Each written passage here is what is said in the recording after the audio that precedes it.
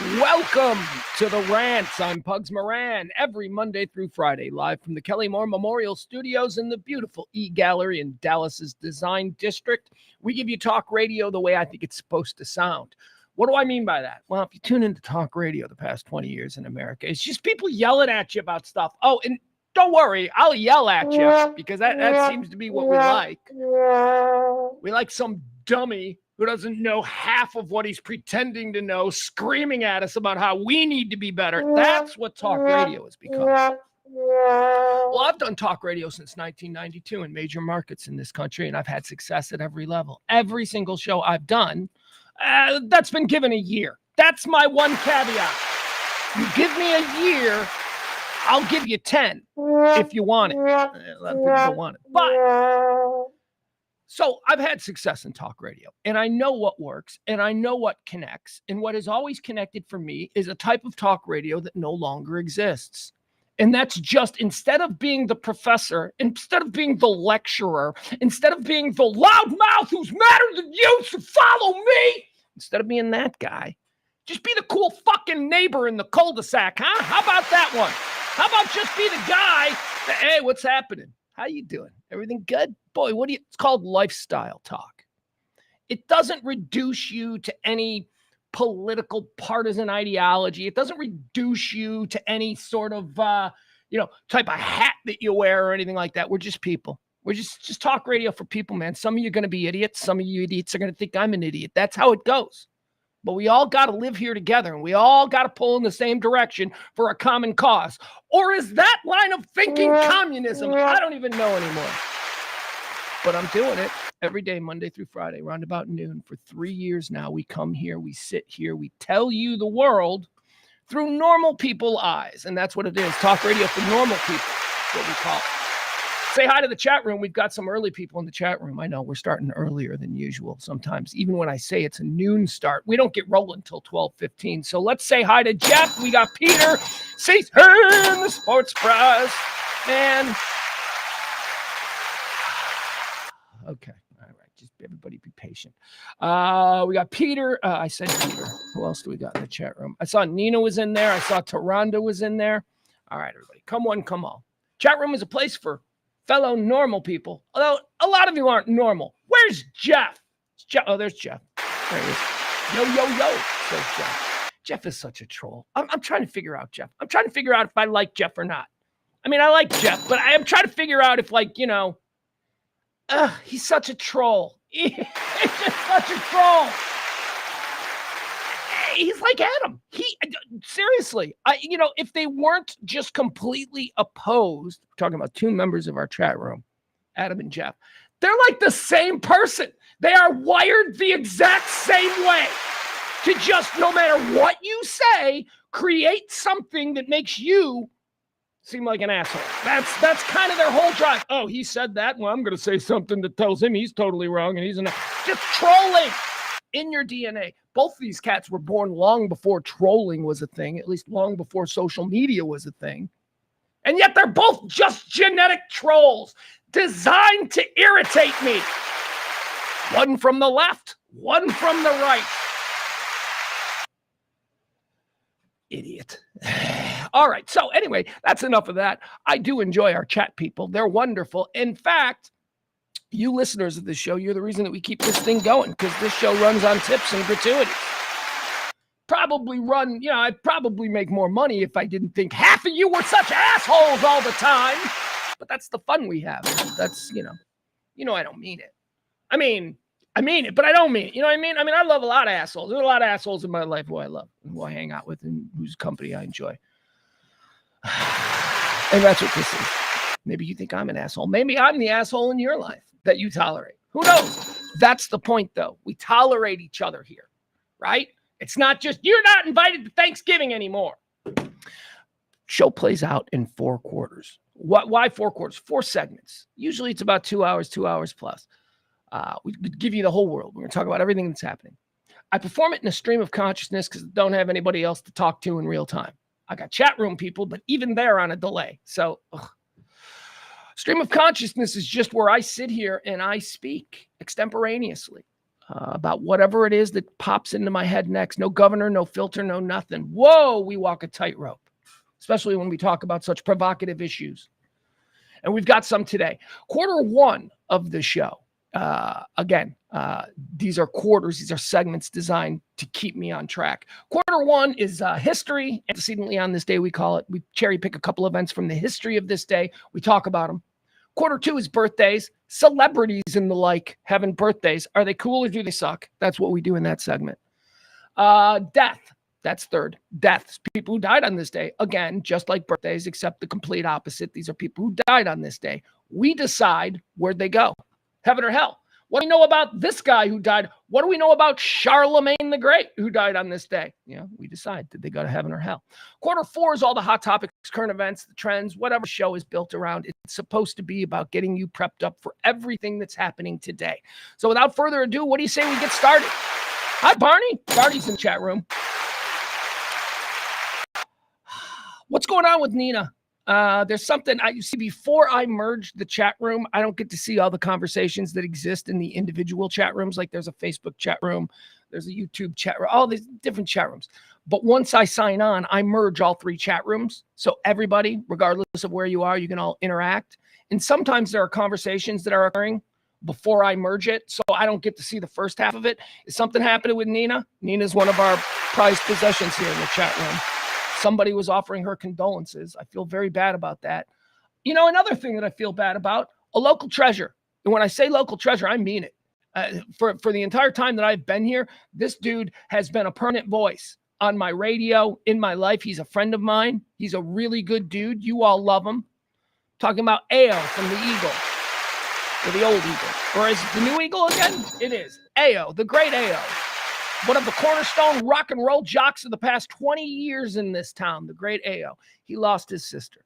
He lost his big sister. Keep a good thought for Ao. He is genuinely one of the nicest people in the world.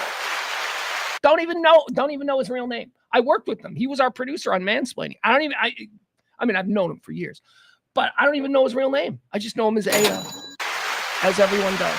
So keep a good thought for me. And family's going through some stuff. Wonderful person. Wonderful people. Bad shit doesn't just happen to bad people. Sometimes it affects good people, and we all pass away. So keep a good thought for Ao and his family. All right. What else do I need to mention before we get moving? Oh, that's right. We are a show that runs on your tips. So we do this contest every day. We like to, sometimes some days we don't get any tips, and that's okay.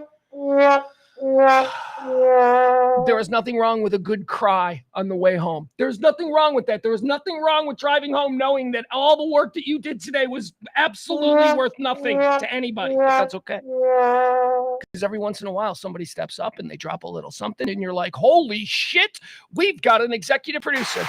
And that's Tracy D. That's right. The executive producer of each show is the person who drops the biggest tip of the day. Maybe somebody dropped a $5 tip and you dropped a $10 tip. You become the executive producer. I'm just saying, what if somebody drops 50 and then you drop $1,000? Not that that's ever happened. Not that ever would happen. But, seriously, $1,000 dropped in the tip would fuel this show for 3 months. It would. Wouldn't have to do that for at least 2 months, because that's at least 2 months of bills. Okay. So anyway, thank you so much to Tracy D. What a wonderful person. What a nice surprise. Woke up and saw it this morning. I usually don't check it this morning. I usually lock this all up at night before I go to bed, but thank you so much to Tracy. If you would like to be tomorrow's executive producer, all you got to do is out tip the next guy. You can do that simply by dropping Venmo or Cash App. All right. Enough of that. I hate doing this part of it. Shaking my little tin can. Promising you salvation if you just drop a little. I hate that. That's so ugly. Initially, I didn't want to look for advertisers, but now I'm telling you, if I could just have one title advertiser who I could slurp relentlessly for a month, that would be fine. Put it up behind me, right? It's America. There would no American, at least as far as the popular vote is concerned, no American is going to have a problem with me replacing the American flag with some sponsor. No, that's how America, it's capitalism. It's money. It's going to make money. Besides, I won't have to shake my tin can for you people anymore. That's how we do it. Tracy D does rock. Thank you for noticing. All right, back to Nina. I was trying to create a little bit of time in the delay. I said, Nina, what's your problem? Knowing full well that she wouldn't hear that or respond for 3 minutes. So that's why I started talking about AO. All right, now we got Nina. Something happened with Nina. Nina says, not condolences. I'm making draping gowns for a children's cancer ward. What?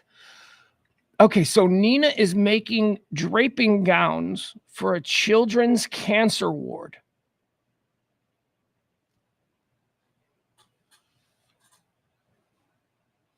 Look, if you don't want to drop a little something in the tip, that's fine. I don't mind.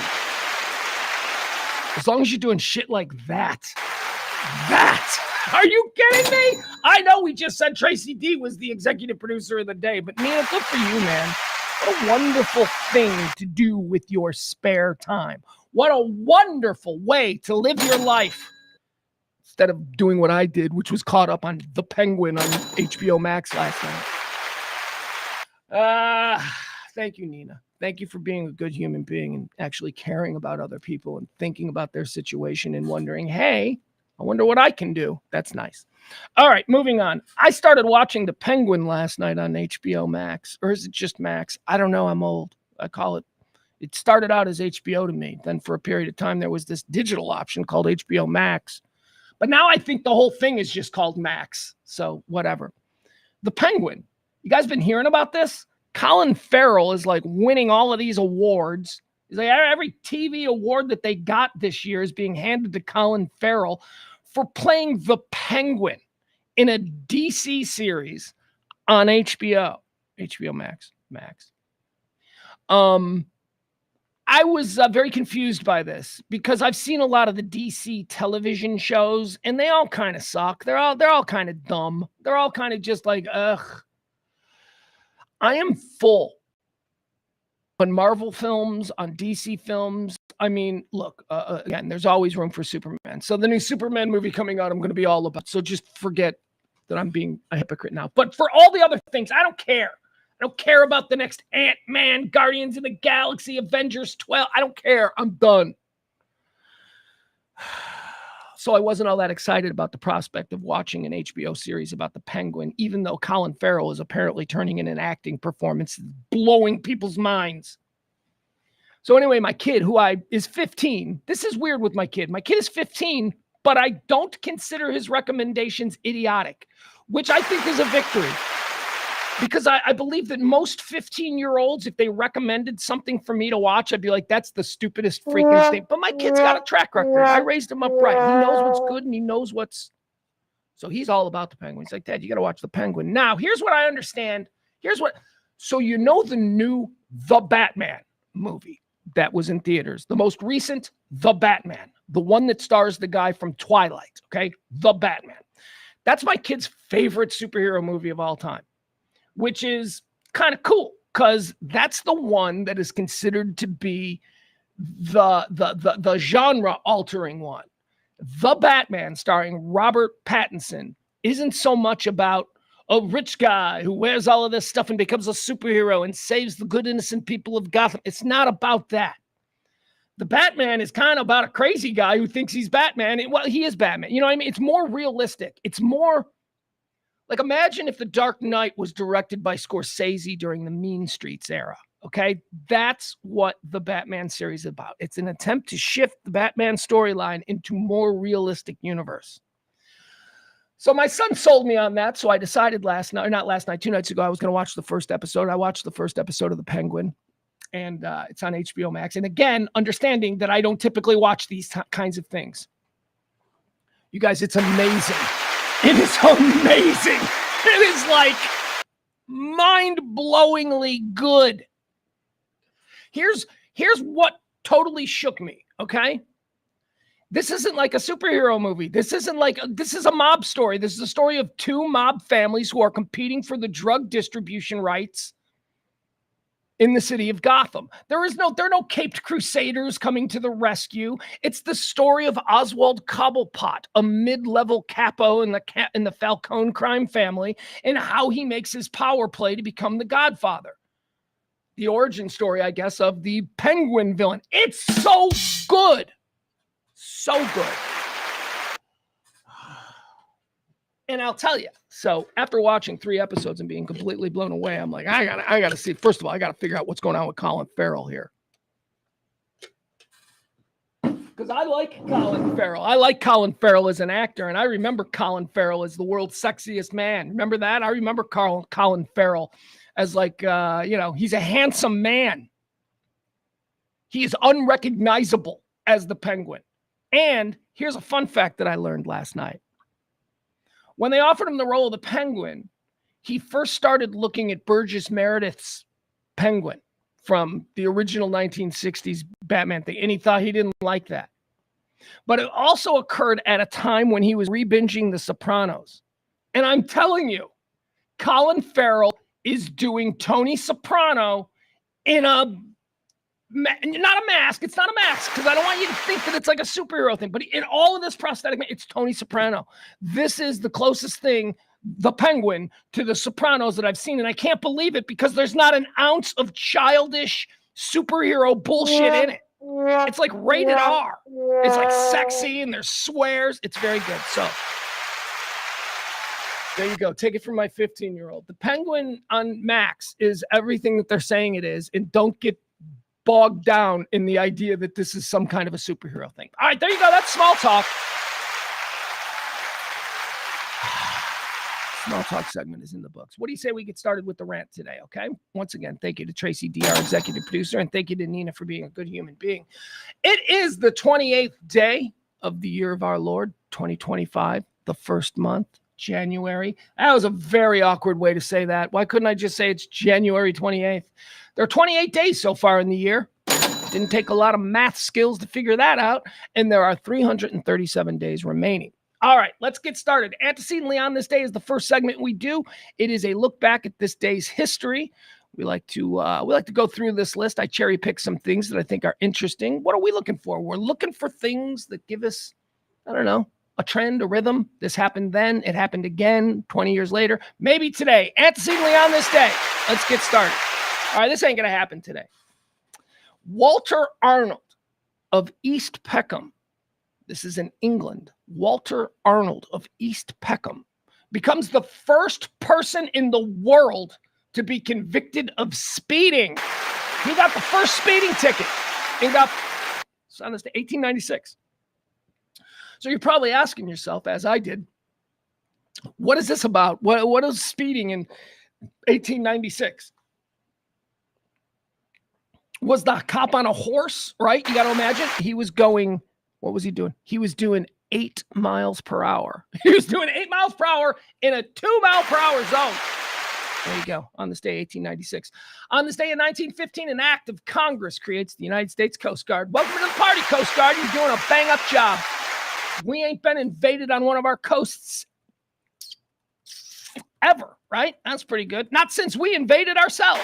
We were the last people to invade this country. And antecedently on this day in 1938, the world land speed record. Look at this. So in 1896, a guy got a speeding ticket for going 8 miles an hour. Then in 1938, the world's land speed record was made on a public road. Okay. Rudolph Caracciola. He did this in a Mercedes-Benz W125 record wagon. 1938. How fast was he going? 268.9 miles per hour. 1938. Somebody got in an old rickety Mercedes and did 268 miles an hour. That's madness. That's nuts. You know, I know that's nuts. Because it's 1938. Because I don't know, they didn't have machines putting these things together. These were dudes with wrenches that built this thing. This was 1938. They hadn't worked all the bugs out of cars. They didn't know how fast a car could go. 1938, it went 268 miles per hour. How do I know that's amazing? Because you've never gone 268 miles an hour in a car. Okay, you haven't. I know you, dude, we were rolling. No, you haven't. No car you've ever had goes 268. Unless you're like, a rich guy who has like McLarens and Ferraris and stuff like that. Okay, then maybe. But no. So 1938, some dude went 268 miles per hour. That's so impressive. I have never gone 268 miles per hour in a car, in a plane for sure. Antecedently on this day in 1956, one of America's greatest frauds makes their first national television appearance. Of course, this is the first time Americans saw Elvis Presley. This guy. I do not deny that he was the first phenomena in the new genre of rock and roll. Okay, I don't deny that. He was first through the door. Good for him. He was handsome. He was a white guy. A bunch of dudes at record companies went, we could probably sell that. So they made him a big star. Elvis wasn't deserving of that. Buddy Holly was deserving of that. But Buddy Holly was goofy looking. And when did Buddy Holly die? Because this was 50. Buddy Holly was still alive in 56. He should have been on TV, not Elvis Presley. Anyway, I always reject the notion of, you know what Elvis Presley was? Elvis Presley was a 2005 Toyota Prius. That's what he was. He was the first. And we're always going to remember that early 2005 Toyota Prius because it was the first. And it was great. And now we have like electric cars that basically hover in midair. We've moved past it. That's what Elvis was. Elvis was the 2005 Prius. And then pretty soon, by the end of the 60s, we had cyber trucks, in the form of Lennon and McCartney. And we had, come on. Elvis is a fraud, but he made his television debut on this day in 1956. He was first. That's it. On this day, antecedently in 1960, the National Football League. Here's a big one. Here's a big one. Here's a real big one for us here in North Texas. Happy birthday to the Dallas Cowboys. That's right. For it was on this day in 1960 that the National Football League announces an expansion team for Dallas to begin playing in the 1960 NFL season. They also gave a franchise to Minnesota. Minneapolis-St. Paul was awarded the Vikings. There you go. Antecedently on this day in 1985, supergroup USA for Africa records the hit single, We Are the World. That song sucks. Look, this was an era. Good message, had us all thinking about the right things and other people and all that. It was good for that. But that song sucks. And I just, here's what I mean by that song sucks. So this was an era where there were a whole bunch of supergroup charity songs that were put out. And they just got really bad. Like you got Band-Aid, Feed the World. You got We Are the World, which is what we're talking about today. We got Sun City. Ain't gonna play Sun City. That was the apartheid one. We had That's What Friends Are For, which is the one for AIDS. That's the worst one. That's if we're rating these, That's What Friends Are For is the worst one. And here's why that one was problematic for me. That song was really, it's Dionne Warwick and Burt Bacharach and like people who were so irrelevant at the time. They weren't cutting edge. They were people from a different generation who were trying to get in on all of this like celebrity stuff. Band-Aid, Feed the World, let them know it's Chris. Those people were cool. That was a cool collection of the most relevant recording artists in music. So that was cool. But by the time it got to like, That's What Friends Are For, it's like I'm 16, 17 watching this going, who's that? I don't even know. Mom, who is that? And she came in and she's like, you got to ask your grandma. I think that's how out of step that song was. It didn't fit with the music of the time. It seemed dated and old. Didn't get played on cool stations. It got played on like light rock stations, which is, ugh. But that's not what we're talking about. We're talking about We Are the World, USA for Africa, which was undoubtedly filled with some of the most relevant pop stars of the time. But the song sucked. The song sucked. It's like a schmaltzy, stupid. It's like somebody wrote that song. A dude got a call on Friday from Quincy Jones and said, I need you to write a song. And by like midday Saturday, he's like, I got it. No, you don't. That song blows. We are the world. Ugh. It did good stuff, though, so whatever. I'm just saying, if we're ranking the songs, Band-Aid, Christmas, at Christmas time, that's the best one. Sun City is second. And then there's probably some other ones that are cool. Amnesty International in the 90s had some super groups that did some stuff. Not to the level of these other ones. But anyway. 85, We Are the World, USA for Africa is recorded in Los Angeles. On this day, 1 year later in 1986, and I remember this day vividly. Because I was very upset. The Chicago Bears had the previous night won the Super Bowl in dominant fashion. And all of my friends, all of whom I had watched the game with the night before the Super Bowl, they had all decided to ditch school, just like every kid in high school in Chicago at this time. They ditched school to go to the parade. It was the day of the parade. Okay. They came home, big giant ticker tape parade. It was crazy. Actually, maybe it was 2 days after. I think it was a Tuesday. So they got home on Monday, and then the parade was set for Tuesday. Okay. So everybody in my school went to the parade, and we didn't have enough people. I didn't get to go. I don't know why I didn't go. I don't remember. I just know that I was mad. I just didn't go. And we didn't have enough kids in class to fill the gym class. So gym class was basically canceled. And it was just like, hang out in the locker room and do whatever you want. I hung out because I played sports, and my gym coach was actually one of my coaches, so I had a different relationship with him. So I hung out in his office, and he had a TV in his office. And he's like, he's making fun of me. I remember he was making fun of me for not ditching. And even at like 16 years old, I'm like, this is a grown-up teacher telling me I should have ditched and gone to the Bears parade. But I didn't. We hung out in the class. We hung out in the office, or the coach's office, the entire PE period. And he had a TV on, and the TV had the Challenger. And we sat there and we watched the Challenger explode. Me and Coach Leahy sat there, and we didn't know what we were seeing.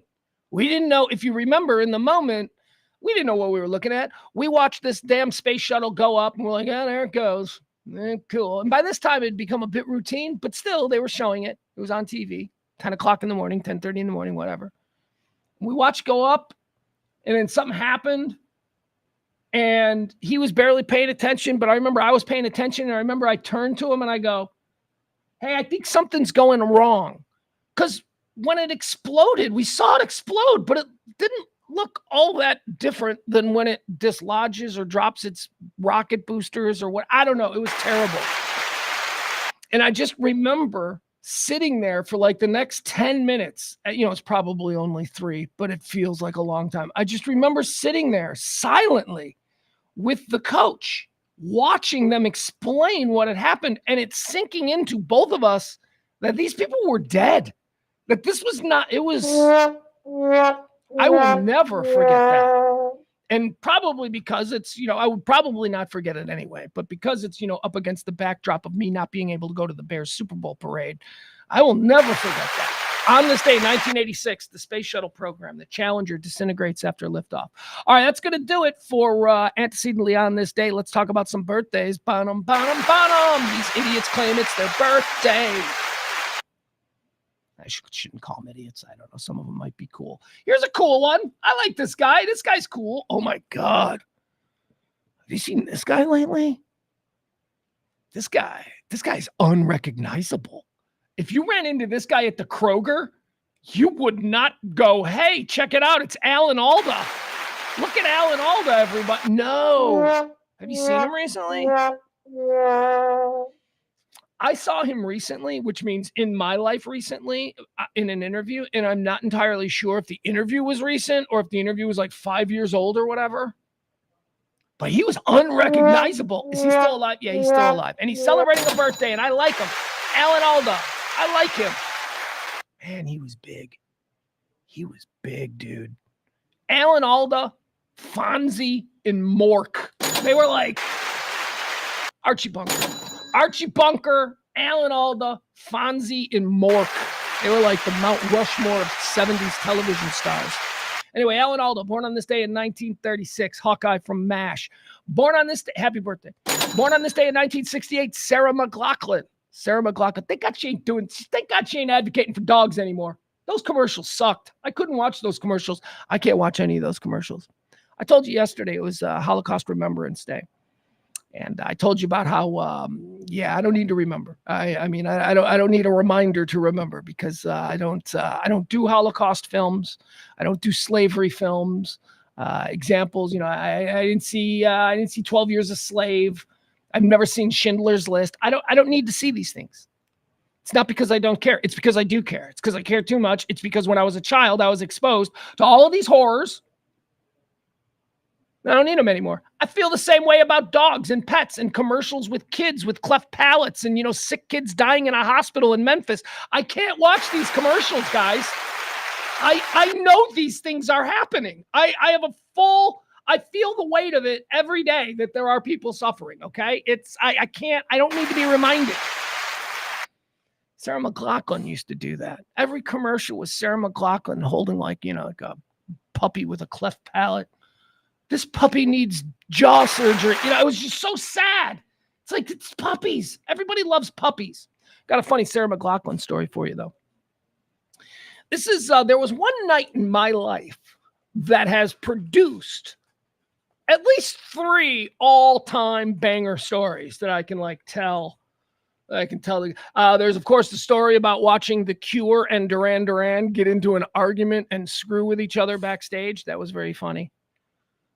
This was at a concert. We put a concert together at Q101, the alternative station in Chicago. It was our Jingle Bash.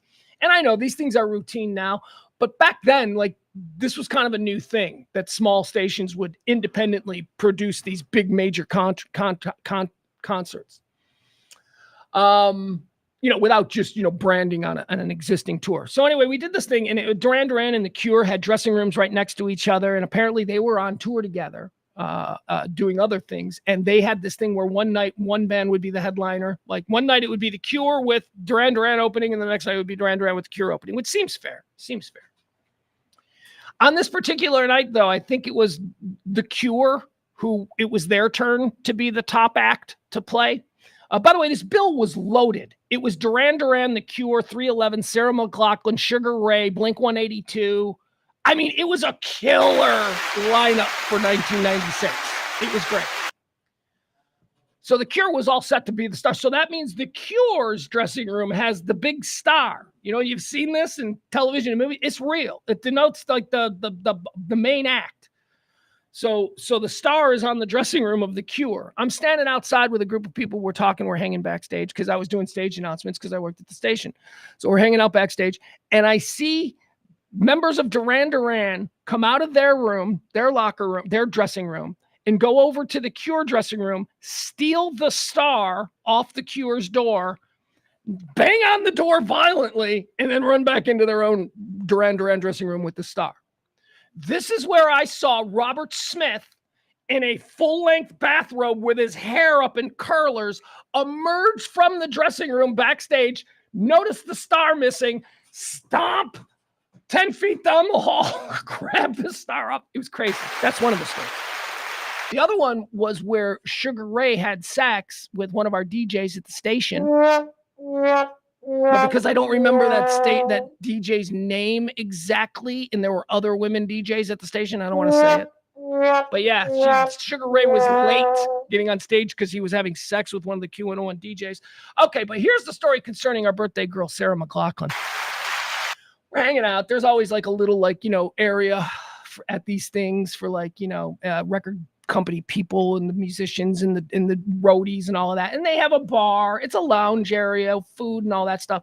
So we're all hanging out and we're talking. And Sarah McLachlan had been on our morning show. So I was talking to Sarah McLachlan, and it's Sarah McLachlan and her little husband. Her husband was this little guy that was in her band. And my wife was with me, my wife at the time. And my wife at the time looked like Sarah McLachlan. She looked like her. People always said, you know who you look like? And we had discussed this earlier on the radio with Sarah McLachlan. I'm like, yeah, they say my wife looks like you, blah, blah, blah. So it had been brought up. So my wife is now there. And Sarah McLachlan says, oh, is this your wife? Is this supposed to be my twin? And they both laugh.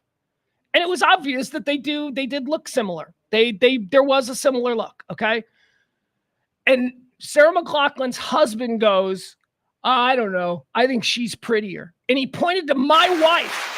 The husband of Sarah McLachlan says that my wife doesn't just look like his wife, but that my wife is prettier, which was true. My wife was like a prettier version of me. But Sarah McLachlan's beautiful. She's fine. But my wife was a prettier Sarah McLachlan. Anyway, he thought that she was pretty, and Sarah McLachlan shot him a look. Like standing there in a group of, this is her husband, who's also like this little guy in her band. I think he might have been the drummer or something. I don't know. It was funny. It was very awkward. And, it was weird. But anyway, it happened.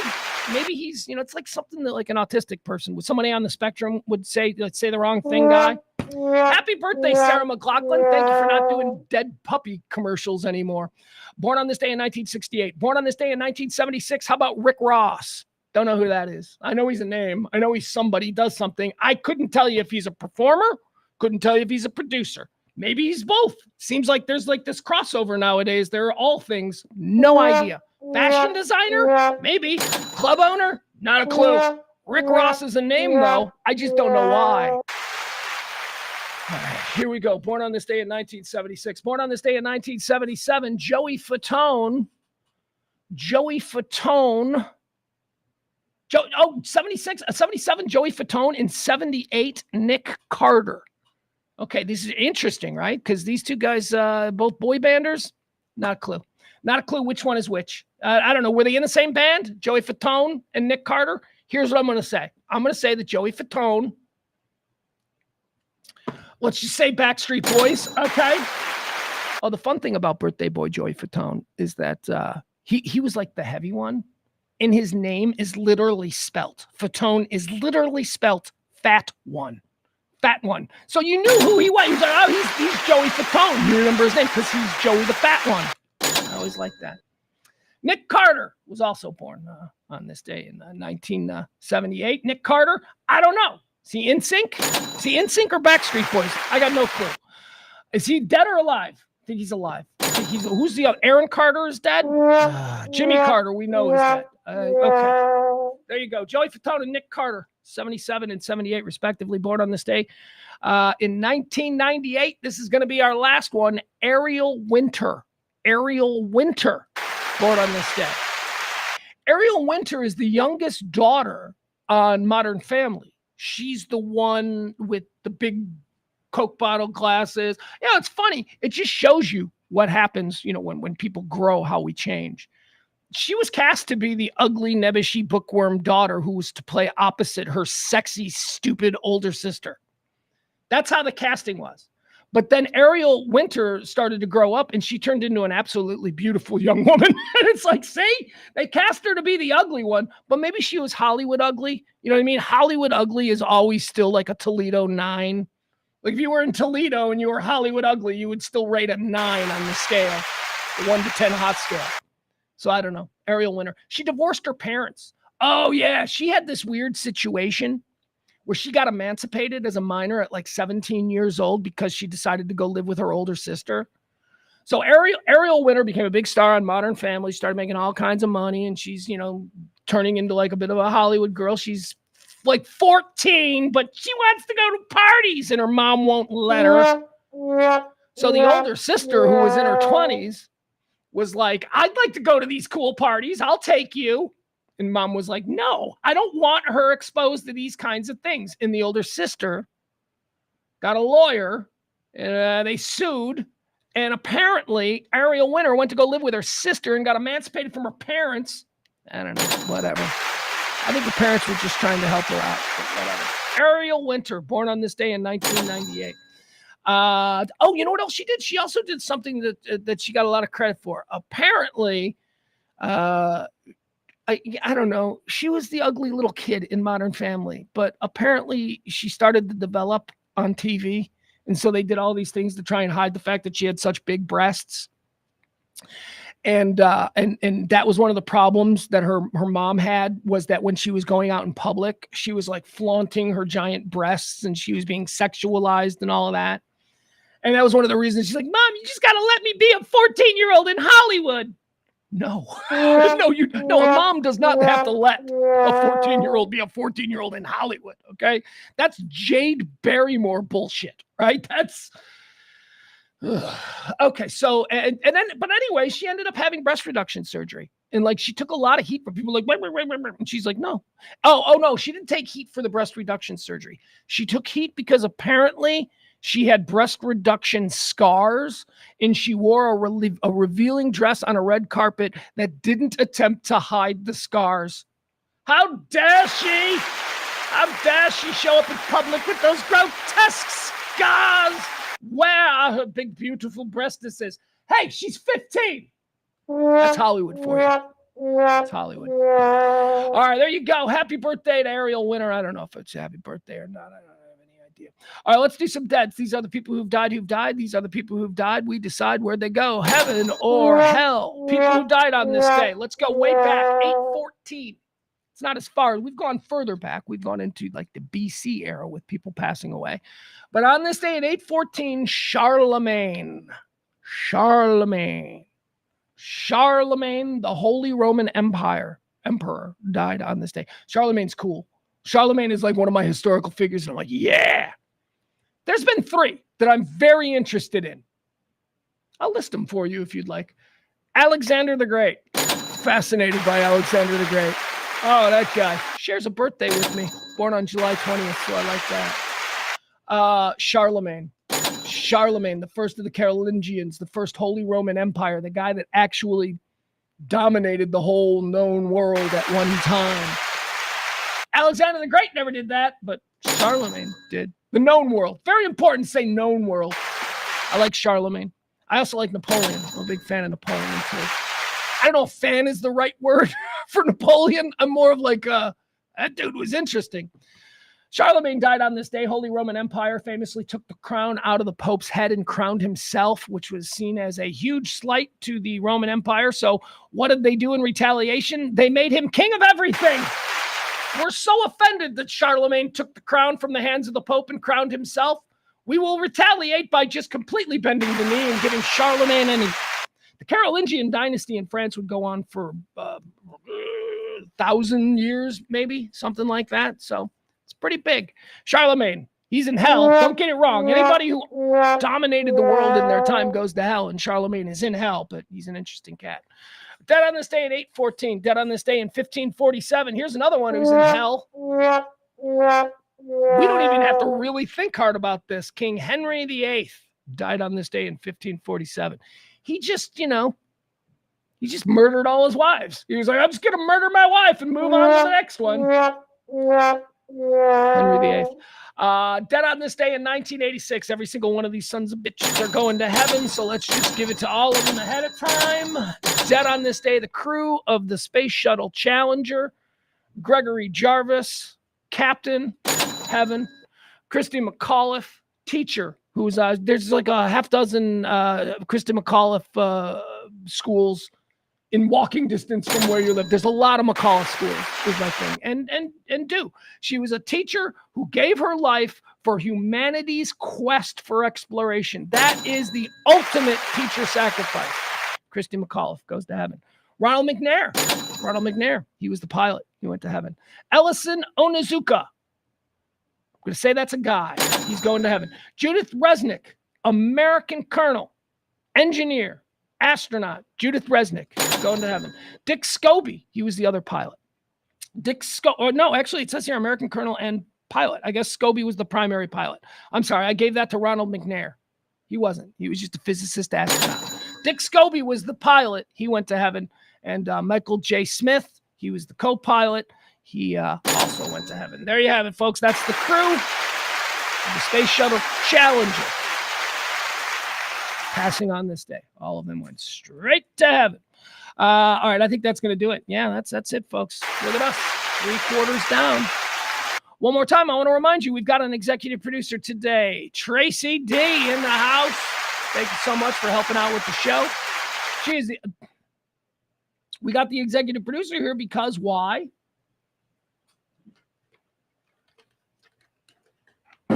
They were the big tipper on yesterday's show. If you would like to be tomorrow's executive producer, all you've got to do, drop the biggest tip today in Venmo or Cash App. Thank you so much. Appreciate you. Okay, moving on.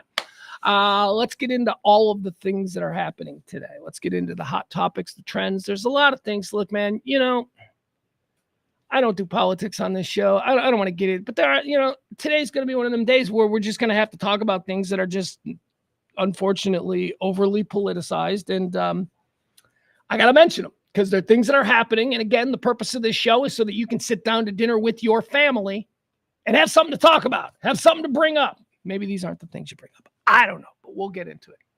Let me check in on the chat room real quick. Nina, our angel of mercy, who's busy making gowns for cancer kids. Nina says Henry VIII killed his wife because his low sperm count was apparently their fault. Yeah, they couldn't produce kids. None of them. He couldn't. He didn't have swimmers.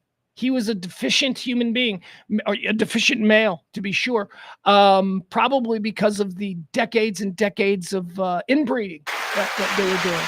That's God's way of saying, yeah, you're done. Your line is done. We don't want you making any more. But didn't he have a kid? Didn't one of them get him a kid? And then they were like, yeah, that ain't his kid. That's some other dude knocked her up and they just went with it because she was afraid he was going to have her killed. Is that a thing? Probably. I'm sure it happened. Let's see. Sports Bra CC says Fatone was in NSYNC and Carter was in Backstreet. Why do I know that? Well, yeah, that's a question for you in your darkest moments. Let's see here. What else do we have in the chat? All right, let's just move on. Let's talk about the things. Let's get into the things. All right. First and foremost, here's the big story today that everybody's talking about. We should probably mention it. The White House has paused all federal grants and loan disbursements, or at least they've said they will. This deadline here is supposed to be at 5 p.m. today. So what does this mean? Well, what does it mean? The White House is just stopping it all. It means school breakfasts and lunch programs. It means Section 8 rental assistance. It means temporary assistance for needy families. Title I education grants. I don't know what that is, and I don't want to look it up. SNAP benefits, the food stamps. Child care assistance for pre-K and, okay, so all of these things. All of these things. Let me tell you what I think about this. It's stunning and it's shocking. And there are a whole lot of people, a whole lot of American citizens, many of whom voted for this, who are going to be instantly affected by this. Okay, those the people with let's just talk about people with food stamps, right? People with food stamps, we call them food stamps. I think it's a card now. I believe it's like a debit card. It gets recharged monthly automatically by them. So here we go. We're getting to the first of the month, right? You would think that's when the SNAP benefits kick in. So there's gonna be a lot of people who are, expecting to go to the store and be able to feed their families and all of that stuff, and they're not going to be able to.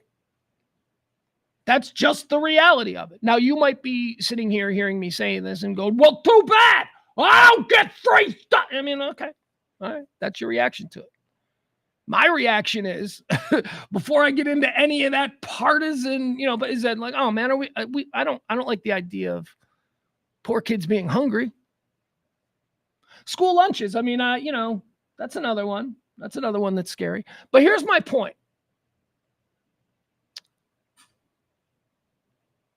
And it ain't much of a point when you consider that this really is about, the people who will immediately be shit out of luck when it comes to food and that kind of thing for the month of February. I think we can all agree that the entitlement system, and I even cringe when I call it that, because that in and of itself seems like a partisan word. The entitlement system in this country is out of control, as is any number of other social safety nets that were designed over time. See, here's what happened. Someone comes up with a great idea in 1968, and it's a good idea, and it's got all of the right stuff behind it, and it passes in bipartisan fashion because all people recognize that we can't have starving people in the streets, right? Safety nets are a good idea to take care of our least.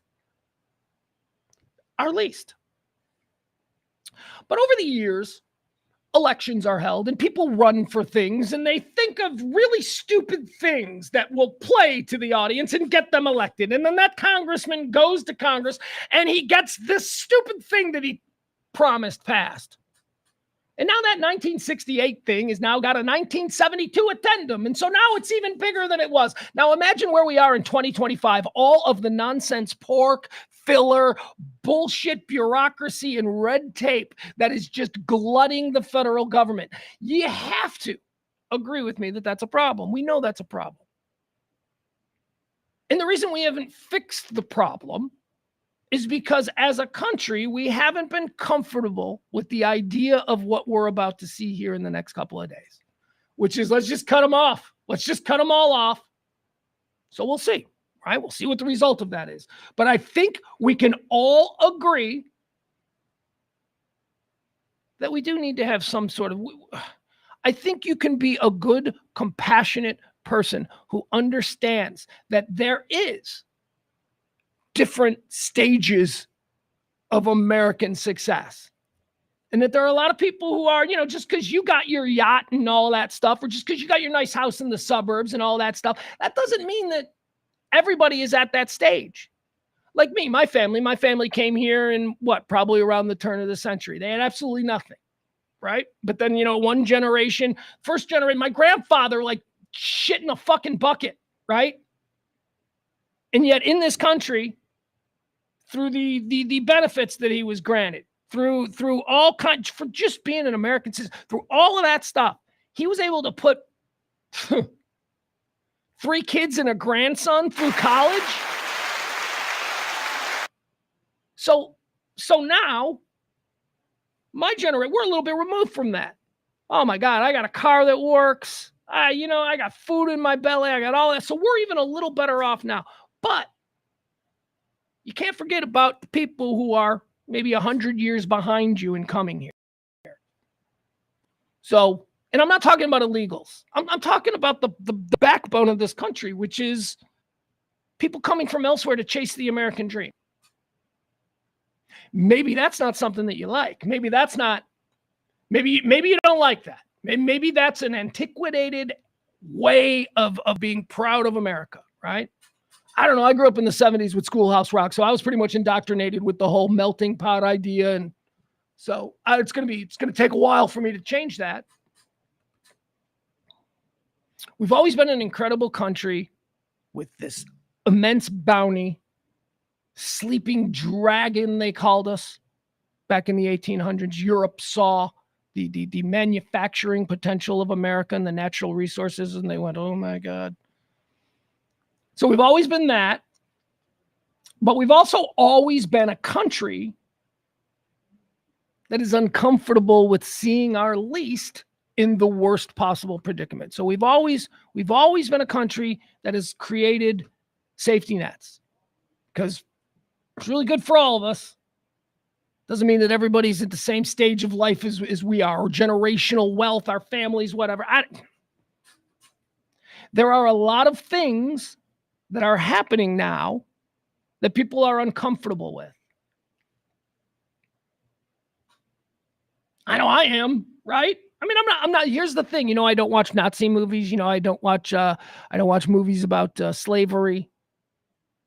You know what else I don't watch? I don't watch the endless viral videos that I've been dodging these past couple days of human beings going through really awful shit. That's what I hate about the media. Hey, let's stick a camera in the face of this dad and mom who are being taken from their... Stop it. I don't need that. I don't know. Maybe somebody does. Maybe some people just don't have the natural empathy or the natural compassion or the perspective of if someone needs a hand up, you help them up, man. Because that's what it's about. Dude, you fell? Here, let me help you up. I don't know. I just think that's how we need to be. And there are a lot of people uncomfortable with the way things are going right now because of these pauses on federal grants and what does it mean in food stamps, and I don't know. But we're here. I'm very uncomfortable with it all. I can't do anything about it. And I'm not going to tell you that it's the wrong thing to do because I don't know. And from jump, I've told you that something needs to be done. A lot of people think this is too extreme. I don't know. Here's the other thing. Okay, so now let's move on to the immigration deal. Texas, by the way, the great state of Texas, has sent 400 troops to the border. Okay. Yeah, I mean, look, again, just as I said when it came to welfare and food stamps and all that, same thing applies to immigration. When I say all reasonable people, I'm not talking about crazy 15 on the right or crazy 15 on the left. All reasonable people can say, we have a problem with illegal immigration. We do. We do. We have just been okay with it forever, you know. Every meal you have ever eaten in a restaurant in the suburb you live in, the dish you ate off was cleaned by an illegal alien. Yeah, I know this. You know how I know this? Because I know a shit ton of friends. I have a bunch of friends who own restaurants. Their kitchens are filled with illegals, both here in Texas and when I ran kitchens in Chicago, filled with illegals. So, okay. All reasonable people agree that the system is broken because there is nothing stopping people from getting in here illegally. The problem is that a lot of these people have been here illegally, and because of the system that we had set up, they have been able to ensconce themselves in our society. They are members of our communities. They populate our churches, they pay taxes, they buy houses, and they're illegal, which to me is mind-blowing, right? It's like, wait a second, how are you able to get a driver's license if you're not even in this country legally? How is that a thing? Do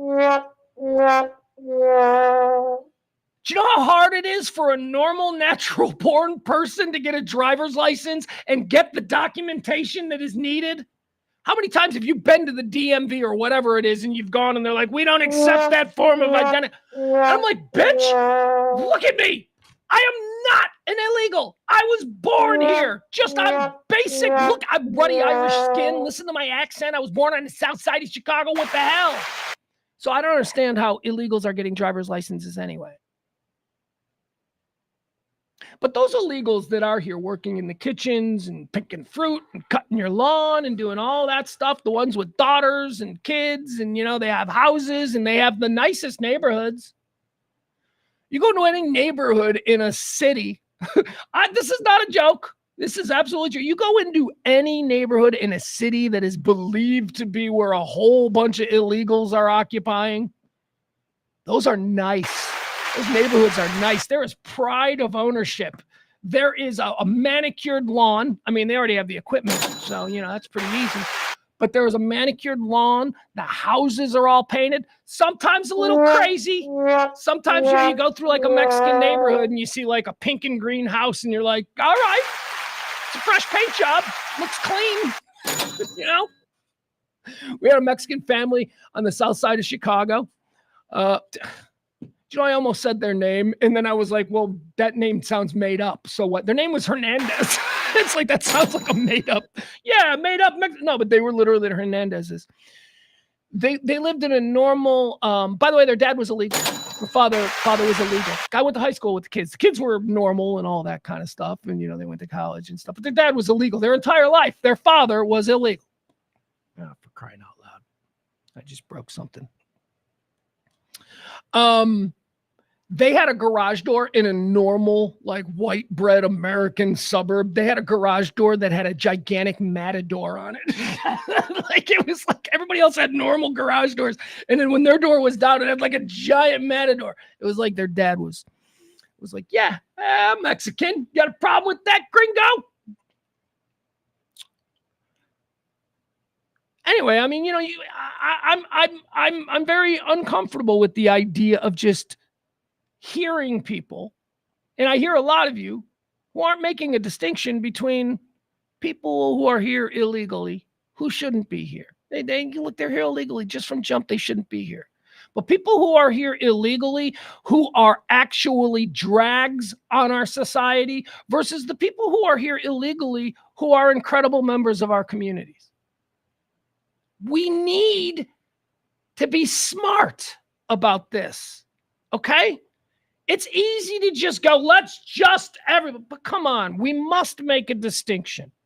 Now, if you are here illegally and you're here illegally for a bunch of years, I think there's got to be some sort of humane process.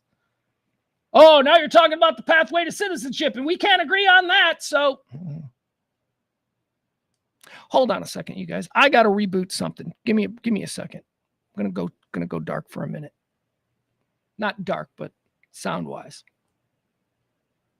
Hold on. Oh, this thing won't turn off.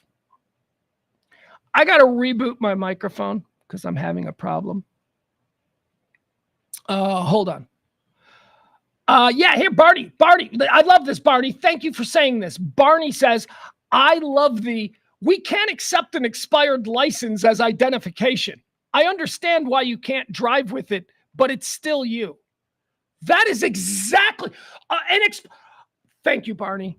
Thank you. See, this is like common sense, right? If my driver's license is expired, which means I didn't make it down to the bureaucratic office, stand in line, waste an entire day on time. That's all that means. It doesn't mean that I no longer exist and that this fucking picture of me doesn't correspond to who I am. Oh, sorry, sir. You can't. Do you know I had an expired driver's license? I went to a CVS and tried to buy a gift card, a $50 gift card for someone as a gift. And because it was a gift card that I wanted to be able to put my debit card out, like I wanted to fill it with my debit card. You know, there's a couple of different kinds of gift cards. They required that I pull out an identification that matches the debit card that I was going. We need a driver's license that says the exact same name. You know, Pugs Moran there on your debit card. We need a driver's license that says the exact same name on that. I'm like, oh, that sounds fair. Yeah, you want to make sure that, okay. So I pull out my driver's license. And the girl behind the counter looks at it and goes, this is expired. We can't accept it. And I'm like, it's still me. She goes, I'm sorry. I can't sell you that. Oh, I was so freaking angry. So yeah, thank you, Barney. That's nonsense. But it's the nonsense. This is nonsense that is on us as that's the problem of the bureaucrat.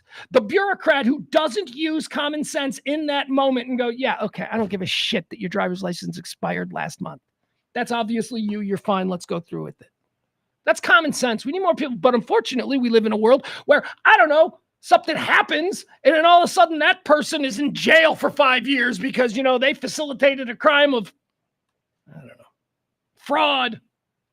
Hold on. I gotta black out the microphone for a minute. Hold on.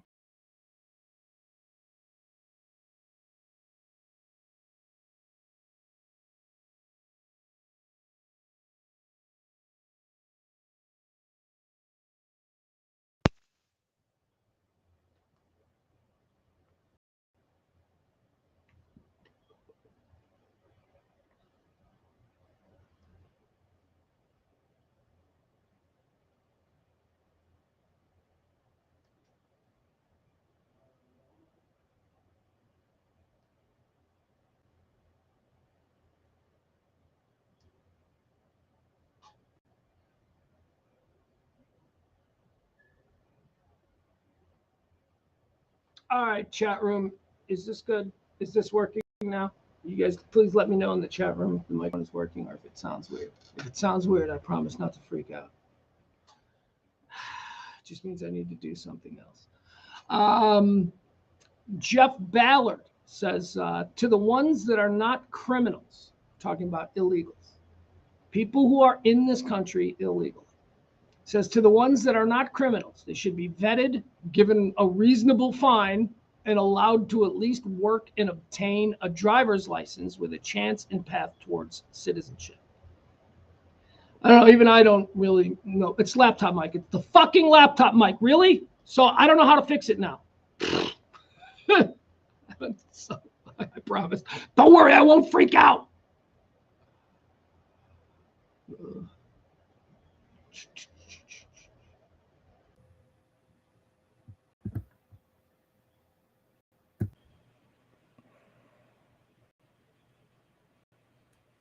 1 2 1 2 1 2. Weird, not working. Yeah. All right. Well, guys, I honestly don't know what to do now. I don't know what to do. I don't know why it's not working.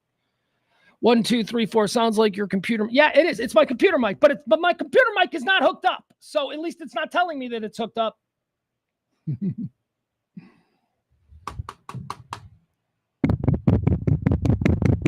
Seriously?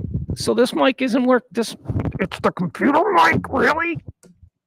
It sounds like it's this one. I don't know.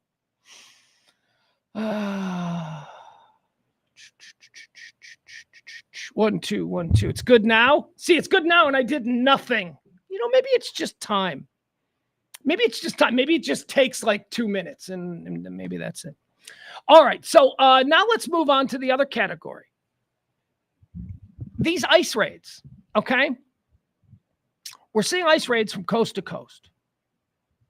There is not a reasonable person. Again, we're going back to a reasonable, common sense based person. There's not a reasonable person in this country who doesn't believe that if you are here illegally, and you raped somebody, or you beat people up, you got a gun charge on you. There isn't a reasonable person in this country who understands how that is allowed to happen. How does somebody who is in this country illegally, right? Again, now we don't consider just simply being here illegally to be a violent crime, but how do we get somebody who's here illegally who gets arrested for like rape? Let's say he raped somebody. He's here illegally and he was arrested for rape. How is that guy not immediately kicked out of the country and sent back to Mexico for them to deal with? Is it a matter of, well, the victim needs to have their due? I don't understand how violent people, how are people that we know are violent because they're being charged with a violent crime? How are these people also here illegally? And they're like, oh yeah, but that's beside the point. No, from the very get-go. And by the way, when you catch somebody here illegally, like when they come across the border, or if, you do one of these sweeps, again, reasonable. This is why I don't want to go. This is why I could never go into politics, because there is no reasonable answer that is going to make everybody happy. But if you're like here and you get caught like here illegally, and let's say you've been here like a couple of months, you're here illegally and you're caught. How are you still here a year later? Like, how is that? Like, you're here illegally. We know you're here. You shouldn't be here. And then we catch you. How do we not just send you right back? Like, oh, well, yeah, we got you. You were here. I don't understand that. There isn't a reasonable person on this. I was going to say this platform, but there isn't a reasonable person in this country, I think, who doesn't believe that, of course, if you're here illegally and violent, you need to be sent out on the next plane. But it does get complicated with, indiscriminate and everybody's got a story. Oh, God. I don't have any answers. I don't know what's right and I don't know what's wrong. But I do know this. There is going to be a whole lot of screaming. And a whole lot of stuff. And I don't know. My advice to you would be process this against the filter of your own moral soul. That's what I would say. Take all this information, and instead of just going, here's how I feel because Tucker says, instead of doing that, just process the information and go, as a human being, how do I feel? You might find out that you're a fucking shitty human being. You might find that out. You might be like, I don't really care. You know what? I thought about it. Fuck them crying kids. I don't care. And that's fine too. At least now you know, and you can proceed accordingly. But I, for one, am hoping that more of us are a little bit more compassionate when it comes to thinking about people who aren't as lucky as we are. And look, I'm not exactly preaching from Mount High, right? I'm not lucky. So I have nothing. I have nothing. I have lost everything. And, you would think, oh, he's in a rebuilding period. But I'm like, not really. I am a plastic bag in an empty Target parking lot on a windy day. I am trying to catch the next breeze that'll carry me to wherever I'm supposed to go next. And that is no way to live. But I do have compassion for other people who don't have the things that I have. I mean, what do I have? I got friends. I got friends. I got people. I got a family. I got options. But there are a lot of people who don't have that, and I do feel compassion for them. You pussy! What are you, a pussy? Call me what you want, man, but you won't do it to my face because I'll slap you in the fucking face. Then we'll see who a pussy is. But yeah, I do. I don't know. I'm troubled, but I'm also, this is who we are now. I don't like it. There's a lot of people that seem to be getting shit on. Maybe they deserve it. I don't know. All right, so there you have it. Anyway, at 5 o'clock today, the White House will pause all federal grant and loan disbursements. School breakfast, SNAP program, Section 8 rental assistance. Oh, well, what Section 8 rental assistance? Yeah, we got a lot of slums, man. We got a lot of empty apartments, and this is a government thing to get people off the streets and into these apartments, and a little bit of money because why? It's better than having them on the streets. And I know we still have a problem with people on the streets, so it's Section 8 didn't solve that, but it's there'll be a lot more people on the streets if, Section 8 goes away. I like this one, though. Temporary assistance to needy families. My family was in need. We didn't get any. I'm like, okay, all right, that's you. You know what this is? This is a woman who gets the shit kicked out of her by her husband and needs to leave but is afraid to leave because she doesn't have any recourses to get out. That's what that is. Not in every case, but that's sort of like why that is designed. Temporary assistance for needy families. I mean, do we think that as the greatest nation that the good Lord has ever created, that's beyond our scope of ability? To help a woman who's married to a guy who's kicking the shit out of him and she's got 3 kids who are growing up in this kind of environment and she can't leave because she's got no options. I mean, a lot of these things. And I'm being selective in how I describe what some of these things are used for. I know I'm being selective, and I know that there is a lot of theft, a lot of fraud. And that's why I say, okay. And that's also why I am leaning on a very specific word in all of this. And everything that has come out from the White House about this thing that will happen at 5 o'clock, the word that sticks out to me is pause. It's not canceling. They're not saying the White House is not canceling all federal programs. They're pausing them. So we will see what that looks like. Because you see, we understand that we do need changes, that there does need to be changes. There's a lot of loss. I'm a little bit upset that we are looking at needy people first, to trim the hedges. There's a lot of waste, especially in what we're giving to people less fortunate than us. We ought to start there. You don't want to start with the military or defense industry. You don't want to start there. You don't want to start with, I'd even get behind some of these, green initiatives. You could start there. Oh, you already did? Oh, now you've moved on to poor people.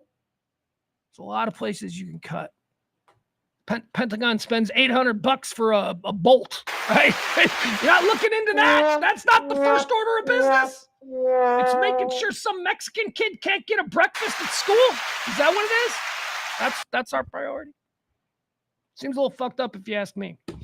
All right, let's see here. Trump's also got a whole bunch of executive orders. Here we got a supercut of some of President Trump's new executive order. Let's see. Here you go. He's just sitting at a desk. They're explaining what these are. Let's see. Here we go. President Trump, supercut. This one says, now that the retards are out of the White House, everyone can say retard again with pride. Why don't we get that down so they can get them going right now? This one says white people are now allowed to say the N-word once a month, just to really get one out of the chamber. And it must be whispered with a black friend nearby. That's a big one. We're opening up that one. This is a good one, sir. Basically says if men have to put their height on the dating apps, women should have to put their weight. That's for quote-unquote equality. She wants to know if he can reach the top of the fridge. He should want to know if she's going to clean out the fridge. It's called the Rosie O'Donnell Fat Pig Act. That's a big one. Okay, this one says the LGBTQIA plus 2- question mark / umlaut community is now just going to be called the everything but straight people list. It's really just a time saver. Well, we're going to try and get it done as quickly as possible. China will now be called China America. No, if China didn't approve it, we could put tariffs on China. When we take over Greenland, it will now be called Red, White, and Blue Land. Greenland is a wonderful place. We need it for international security. This one says if you see a man wearing a COVID mask outside, you can have sex with his girlfriend because Lord knows him is not pleasing her any longer. People have wanted to do this for years. What's this one? This says we are bringing back the real gun emoji, getting rid of that weak Democrat woke water pistol bullshit. What we have to do. What's right? Oh, this one's interesting, sir. It says all the fat, bald feminists with 40 cats who hate men, they will now be put in the front lines during any war. They don't have family or kids, just cats, as I said, so let's put them to work. And that's the equivalent, almost the equivalent of a tariff. And they're tough. They're very tough. If somebody says you have to respect my pronouns, you are allowed to fart in their mouth, sir. Stranger things have happened. The wind brings it down a lot. This one says if a woman divorces you and takes half your stuff, she's required to have sex with you half the time. Fair is fair, sir. If we create that value, why aren't we entitled to like half? Thank you very much, everybody. All right, there you have it. A whole slew of executive orders.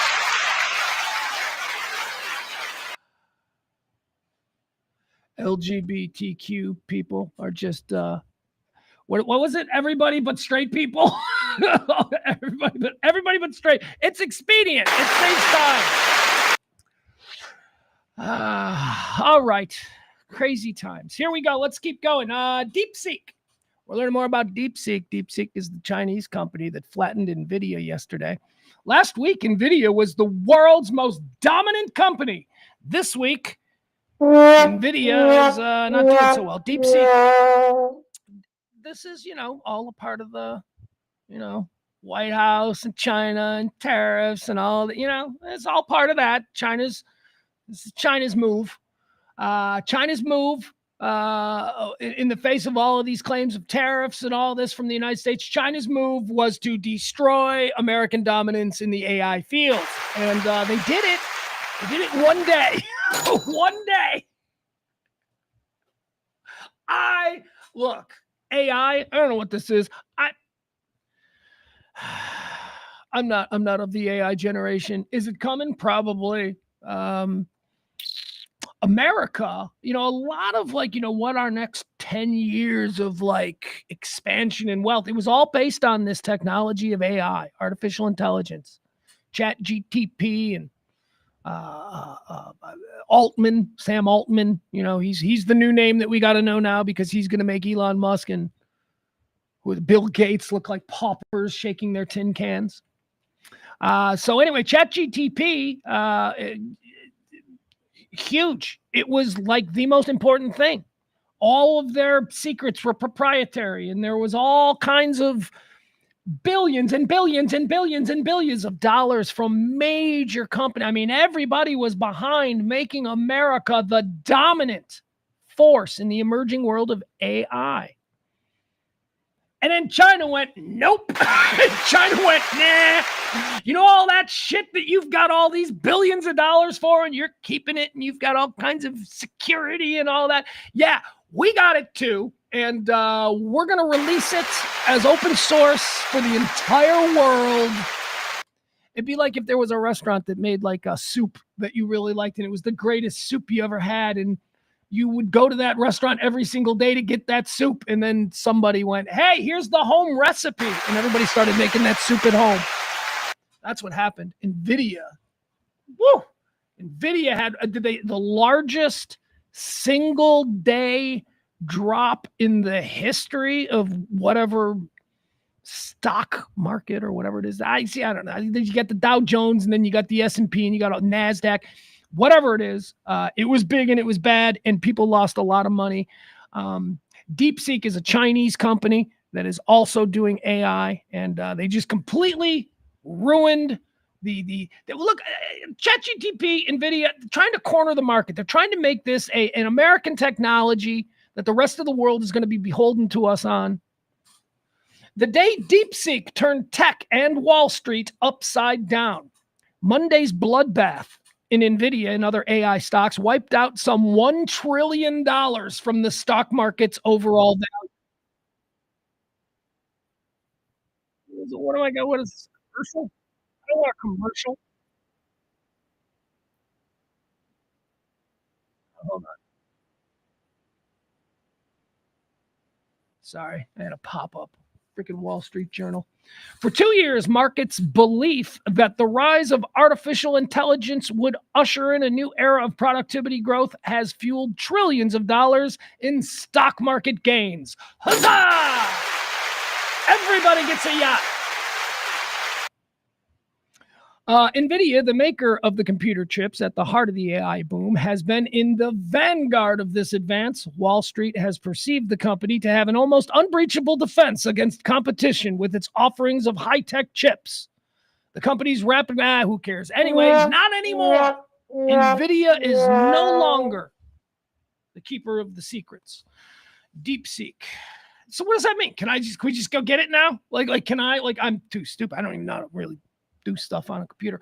But if I did, can I just go get DeepSeek's AI, whatever, and just start trying to rule the world? I don't know how this works. I have no interest in it. I can't. I just can't. Do you know, I just realized how to mirror my phone off my TV. I got a big TV, and I don't like to look at stuff on my phone. So if I'm sitting, in my living room or something, and I'm watching the TV and I'm on my phone, I just learned how to mirror it. I just learned how to take what's on my phone and put it on the big screen so that I can just hold my phone and scroll with my phone like this, but be watching the screen. It's amazing. I felt like I was at the vanguard of technology, and it's something like everybody else. My 15-year-old son is like, everybody can do that. I'm like, what do you mean everybody can do that? I just learned it last week. He's like, you're an idiot, Dad. You don't know. I'm like, yeah, I know.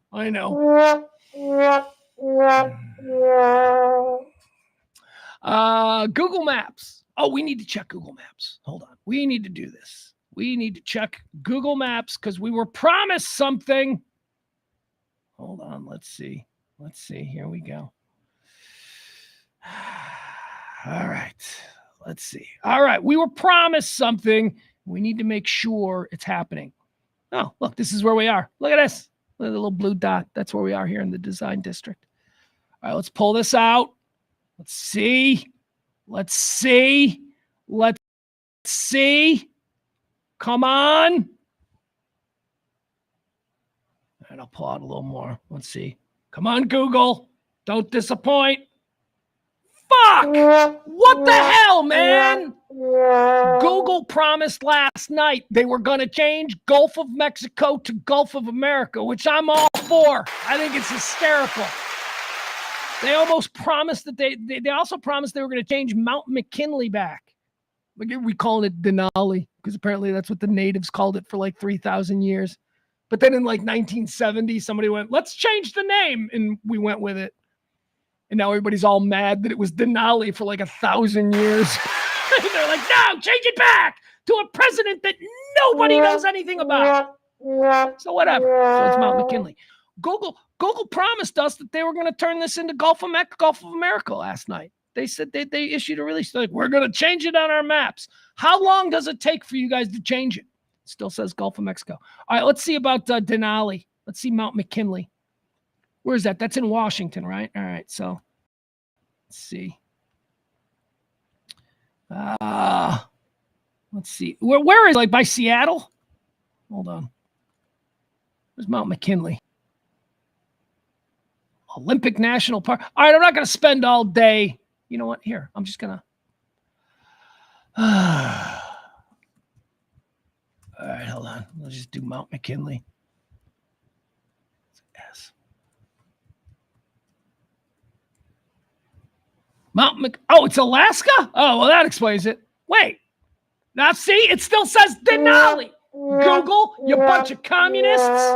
You're supposed to change it back to a president that nobody gives a shit about. Just because it ain't what the natives want. That's why we want it to be back to being McKinley. Because I think the natives want it to be Denali. And we don't give those people what they want. Never have, never will. What is the argument? Why are we named? Like, I would get it if it was like, Mount Benjamin Franklin or, somebody who is really important. McKinley? Dude, I don't even know President McKinley's first name. Not a clue. Everett McKinley sounds good. President Everett McKinley. Let's go with that. No, they're still calling it. There's a gosh darn hippies. Gosh darn Google hippies. Look at it. Are they still calling it Denali? They are still calling it the Gulf of Mexico. Nothing has changed. Same old, same old. All right, there you have it. But yeah, no, Google promise. Here, you think I'm kidding? Here's the story. CNBC. Google says it will change Gulf of Mexico to Gulf of America in maps after government updates. Google said it will change the name of the Gulf of Mexico to Gulf of America and change Denali to Mount McKinley. Well, get on it, folks. Let's go.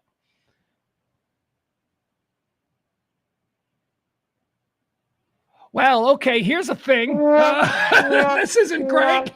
Sorry, we got some breaking news here.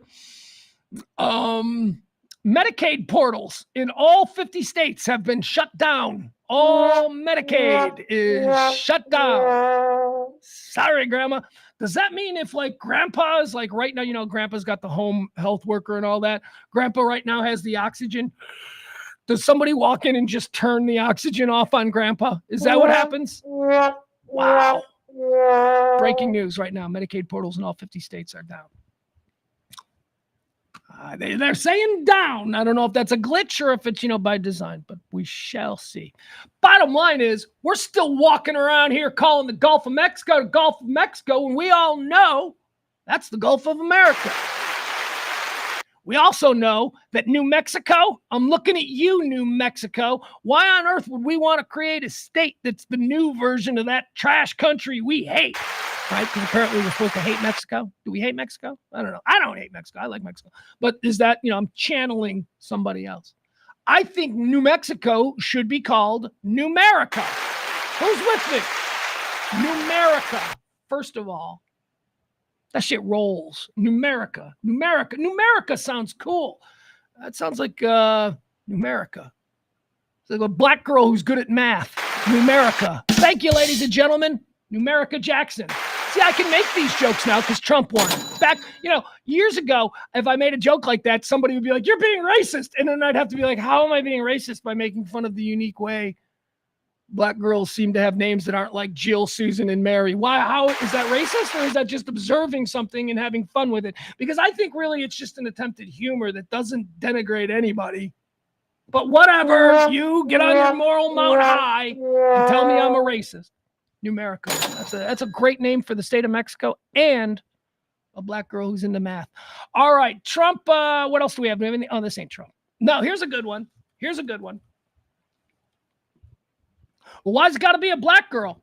Okay, I'm glad you asked me that. Here's why it's got to be a black girl. Because traditionally, American families, African-American families, they don't name their children in the same way that me, what I'm familiar with. Again, this is from my perspective because this is what I'm used to. I'm used to Johns and Jims and Bobs and, biblical names that all kind of come from the same place. So when cultures get mashed, remember I was talking about the whole melting pot thing that I'm all for. I like it. When cultures get mashed, we start to become exposed to things that are different. And you know what? One of the things that I noticed growing up on the south side of Chicago was that all the black girls I know didn't have names like Mary, Susan, and Jill.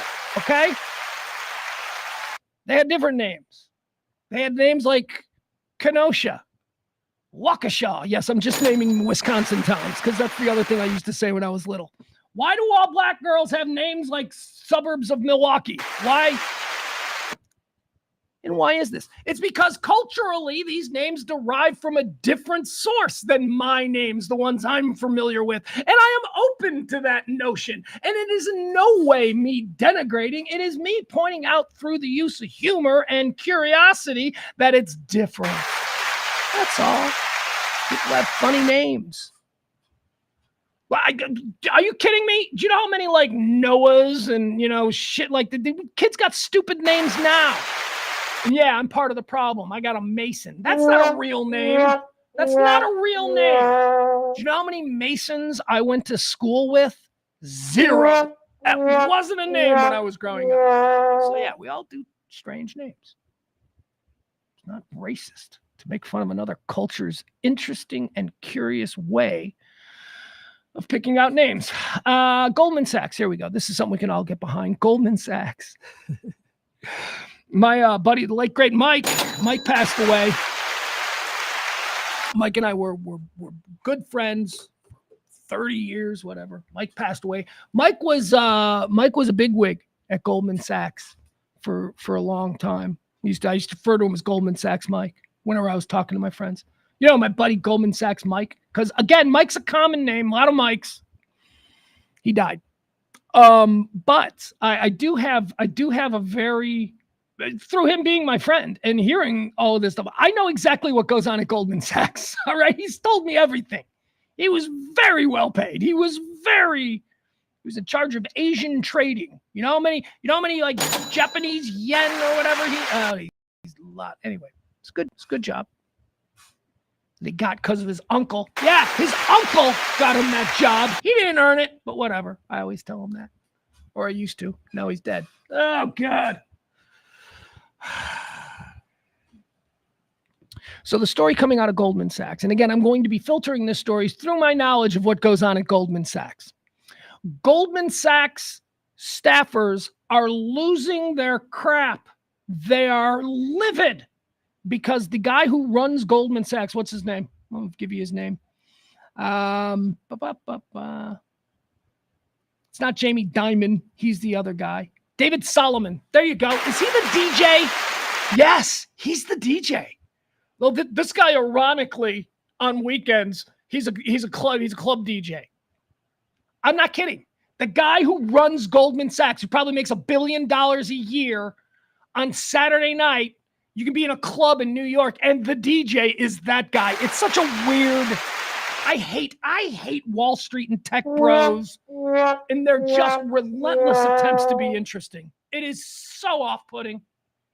Goldman Sachs staffers fume over bonuses after CEO DJ David Solomon's eye-popping $39 million payment. Okay, so David Solomon, as a bonus, this is bonus. This isn't what he makes. This is for sitting in a leather chair and going, "You're fired, you're fired." This isn't what he makes. This is his bonus, $39 million.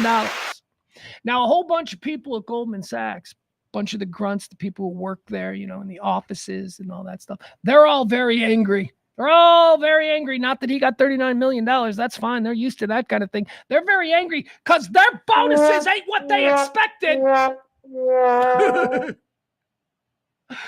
Bunch of people at Goldman Sachs are pissed because David Solomon got $39 million in a bonus. And when they opened up their bonus checks, they were like, hey,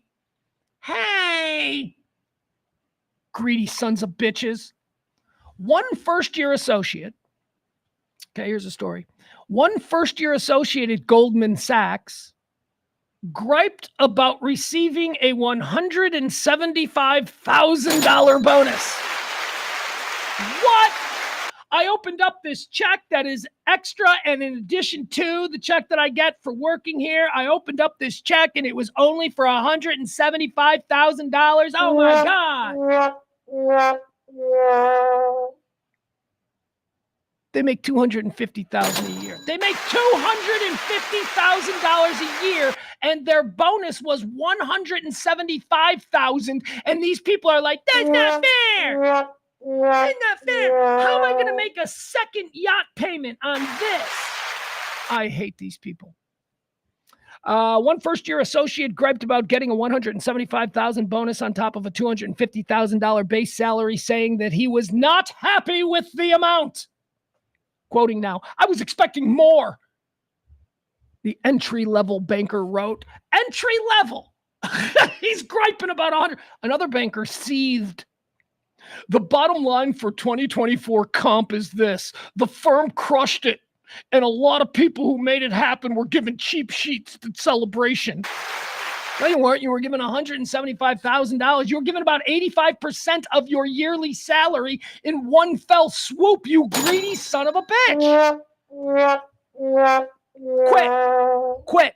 Yeah, probably some regional manager of Target is open. Quit. You freaking crybabies running to the New York Post to cry about how you didn't get. I hate these people. All right, let's keep going. Goldman Sachs people, they suck. Let's see. Not my buddy Mike. My buddy Mike didn't suck. Well, he sucked. He sucked but he didn't suck because I loved him. And he's a good person, but he was in that world. He's a tech bro. Not a tech bro, a Wall Street bro. Starbucks. Okay, so again, man, the world is changing. The left did this. I'm telling you, the left, man, look, I don't like to beat on one group or the other, but the left caused this, okay? Here's what they caused. There were a whole bunch of really good ideas. There were a whole bunch of ideas that were good and seemed fair. And yeah, if we're going to really dig into this idea that America should be fair for everybody, there were a bunch of good ideas that emanated from the left and the center left over the years. And those ideas were the ones that got past the right. So they kind of became the law of the land, and we all just kind of accepted that there were these reasonable kind of things. But then, same thing that happened, I was telling you earlier, as time goes on, these ideas get bastardized. These ideas get corrupted and perverted by people making promises to constituents who then apply pork and add-ons. And before you know it, it's all nuts. Hold on. Is my mic out? Sorry, I'm seeing something here. I'm distracted.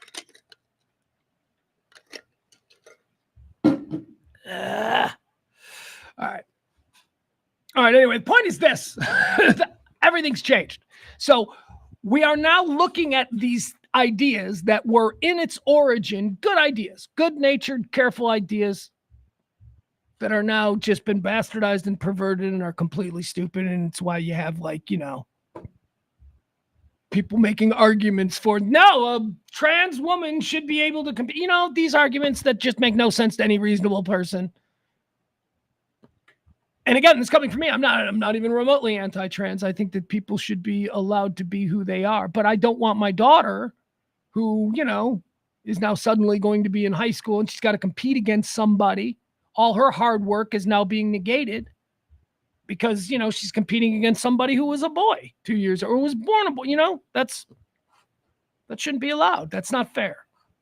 And reasonable people can see it that way.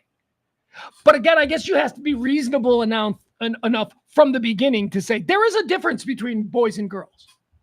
Genetically speaking, there is a difference. First, most obviously, the genitalia is different, right? Females, they tend to be slighter. They tend to be smaller. Again, this is a word that people are always like, but it's true. Bone density. A woman's bone breaks way easier than a male's bone. It just does. It's because of how we're designed. So men and women are different. You have to be able to accept that. You have to be able to, that has to be the common ground that we begin all further conversations on, that men and women are different. I keep saying this. There is never going to be an Olympic powerlifting record held by a woman. The largest amount of weight ever to be lifted by a human being is going to be lifted by a man. You're a misogynist. No, shut up. In that reaction, that me stating something that is an obvious fact like that somehow makes me a misogynist or anti-trans, that is what is ending now. All of the nonsense. Starbucks is taken to this fight. Starbucks was caught up in the nonsense. I used to use a Starbucks as my primary office. I would be there for about 3 hours every day. I was living in the south suburbs of Chicago, and I had an office that was in Westmont. There was a place right in the middle because I never knew whether I was going to have to, So it was a Starbucks, and I used to go in there for 3 hours a day. I bought coffee. I would always make sure to buy a sandwich or something. But for 3 hours a day, I would take meetings there. People would be like, hey, here, can you meet me here? Can you come here? Blah, blah, blah. Drinking coffee. I never once. Now, I was wearing a shirt and tie. I had a briefcase and all that stuff, and I was using their Wi-Fi. I never once got told that I needed to leave. And I promise you, it's because every so often I would go up and buy something. I would go up and get a refill of my coffee, or I would buy a sandwich, right? So that's why I never got hassled. But I did see a whole bunch of other people who weren't doing that. They were coming into this Starbucks and they were taking showers in the bathroom, and they were not buying anything, being loud. Straight people coming into some dude's business. I know it's Starbucks, but there's a franchise owner who's, putting food on his family's table by running an operation that people want to go to. And at some point I started to go, I don't even want to go to the Starbucks anymore. Because see, this was in the era where we were being unrealistic. Do you remember? Remember I said, like, we have, what I mean by being unrealistic. We were in an era where a homeless guy could take a shit on the floor of a Starbucks, and Starbucks corporate policy was, we don't ask anyone to leave. We are open and understanding of the troubles in our communities, and we don't ask anyone to leave. Now, of course, this Starbucks corporate policy wasn't always the case. Remember in Philadelphia, 2 black dudes were having a meeting, and a Starbucks manager thought that they were just loitering, so the Starbucks manager had him kicked out, and then it turned out, no, one of the dudes was a lawyer, and the other guy was his client, and they were actually having a real meeting. So Starbucks at that point went, we were appalled at the decision that manager made.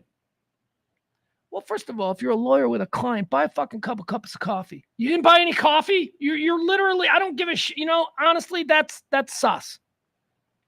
You're being a dick. You're just using it, buy a cup of coffee. So anyway, after that, Starbucks had this whole thing about, we're going to let people in our store, okay? So that was the way. And then we accepted that. And we're all like, well, yeah, they can't kick out a homeless guy who's taking a dump in the corner because, Starbucks is very progressive.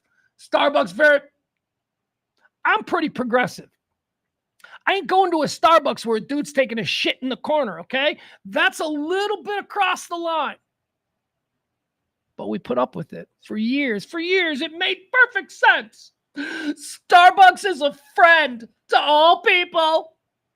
And if you want to shit in our corner and bathe in our sinks, they were forced to have that attitude about people coming into their stores, not buying anything, wrecking the place. It was gross. Sit there every day for like 3 hours, and I'm like, is this fucking guy? What is this fucking guy doing? Is this fucking guy? And it also sucks because I can't go to the bathroom myself because I'm worried that some homeless dude's going to swipe my laptop. So anyway, it was nonsense. But like I say with a whole bunch of things, man, this election has kind of changed stuff. All these corporations who are all about the DEI and all of that, and I'm in favor of that. I think that is an origin of very good practice. But again, I think it's been bastardized and perverted and completely made untenable in modern society. So anyway, all of these things are changing. Well, guess what? Starbucks has made an announcement. Buy something or get the fuck out is Starbucks' new attitude, which I love because it's a reasonable attitude for a businessman to have when talking about his business.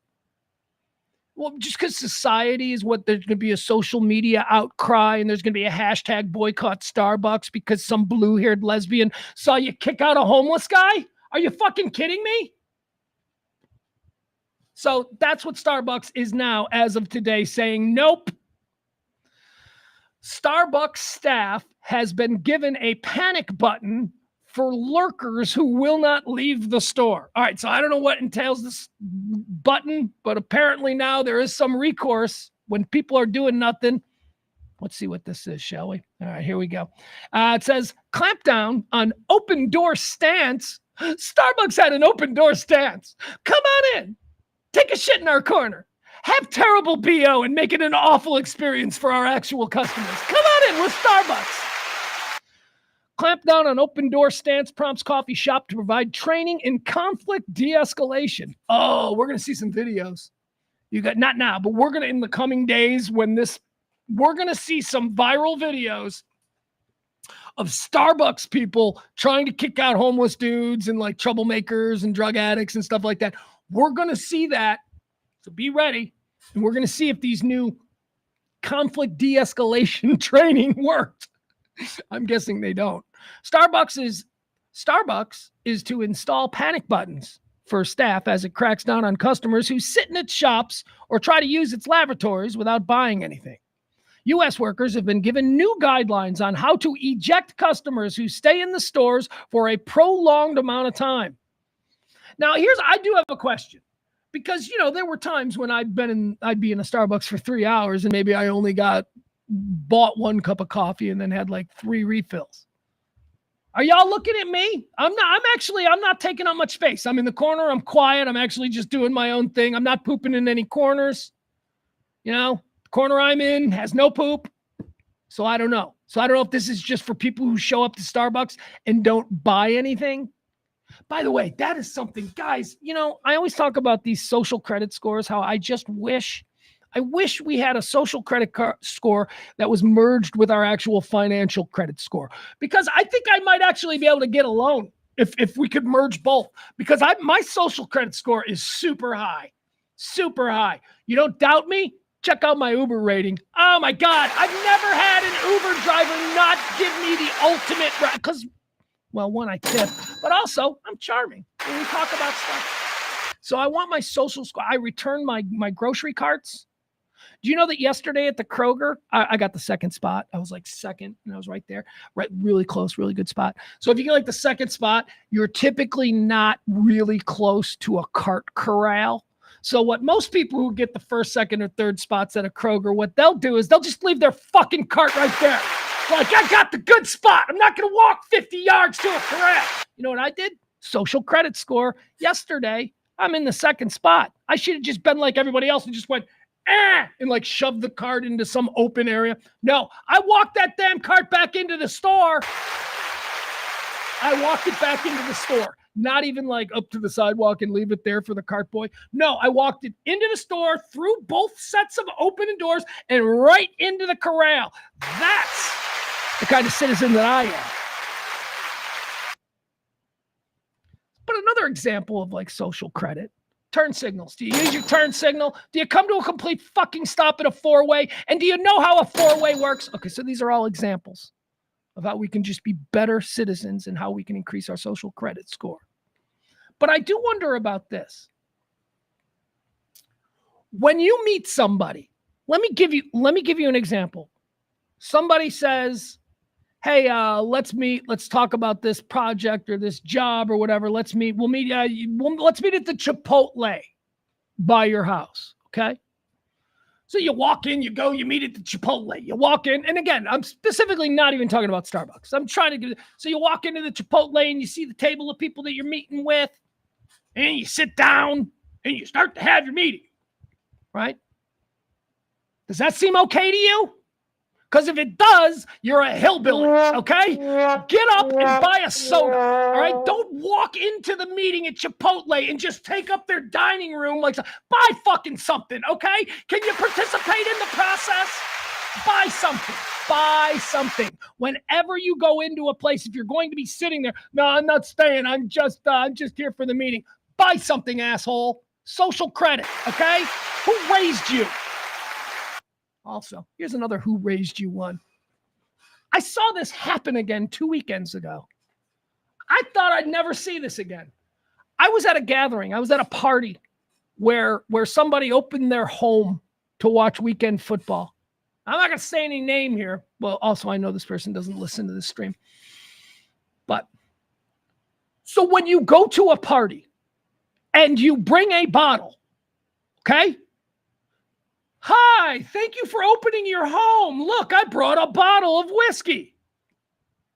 Now, a lot of times, what you do is you might show up and you might bring your booze, whatever it is that you like to drink. Like in my case, if I'm thinking this place is probably not going to have a good Irish whiskey, I might show up with a bottle of Jameson with a red little bow on top. Because now I'm showing up at your party with a gift that I'm going to actually be drinking, right? That's what you do. When the party is over, you do not take that bottle home, you fucking hillbillies. Okay? It's a gift. What do you have, no class? Who raised you? You show up. If I show up and I'm like, yeah, they're not going to have any Jameson, so I'm going to bring a bottle. Boom. That bottle is now in their house. So should they have a party again, you could show up and you know they at least got a bottle. I saw a dude 2 weeks ago take his bottle of vodka home with him. I mean, nobody said anything, but I was like, oh my God. Let me tell you, there are a lot of instances where I'm like, my mom, you're mad at my mom. Actually, that's not true. I'm not really. Yeah, but everybody's mom can irritate them. My mom at least did the heavy lifting in that regard. My mom taught me all of the shit so that I wouldn't be shanty, so I wouldn't be some white trash Irish kid. My mom, stand up. I am the only person. Did this? Went to this little kid's birthday party. We went out to Buca de Beppo. Just like 8 of us at a table, right? We're standing here. A friend showed up late. A friend who was coming to dinner. A woman showed up late. So she comes and she approaches the table. There's like 5 guys at this table. So she comes and she approaches the table. I'm the only guy who stood up. I am the only guy who put his chair back and stood up as this new female guest approached the table. And I didn't say anything because I do it all the time. But I'm like, the fuck, man? Nobody has manners anymore. There is no chivalry. Bunch of hillbillies. Anyway. Starbucks is installing panic buttons. Social credit is my point. I think I'm really good with social credit. It's the other stuff, where you pay your bills on time. That's where I suck.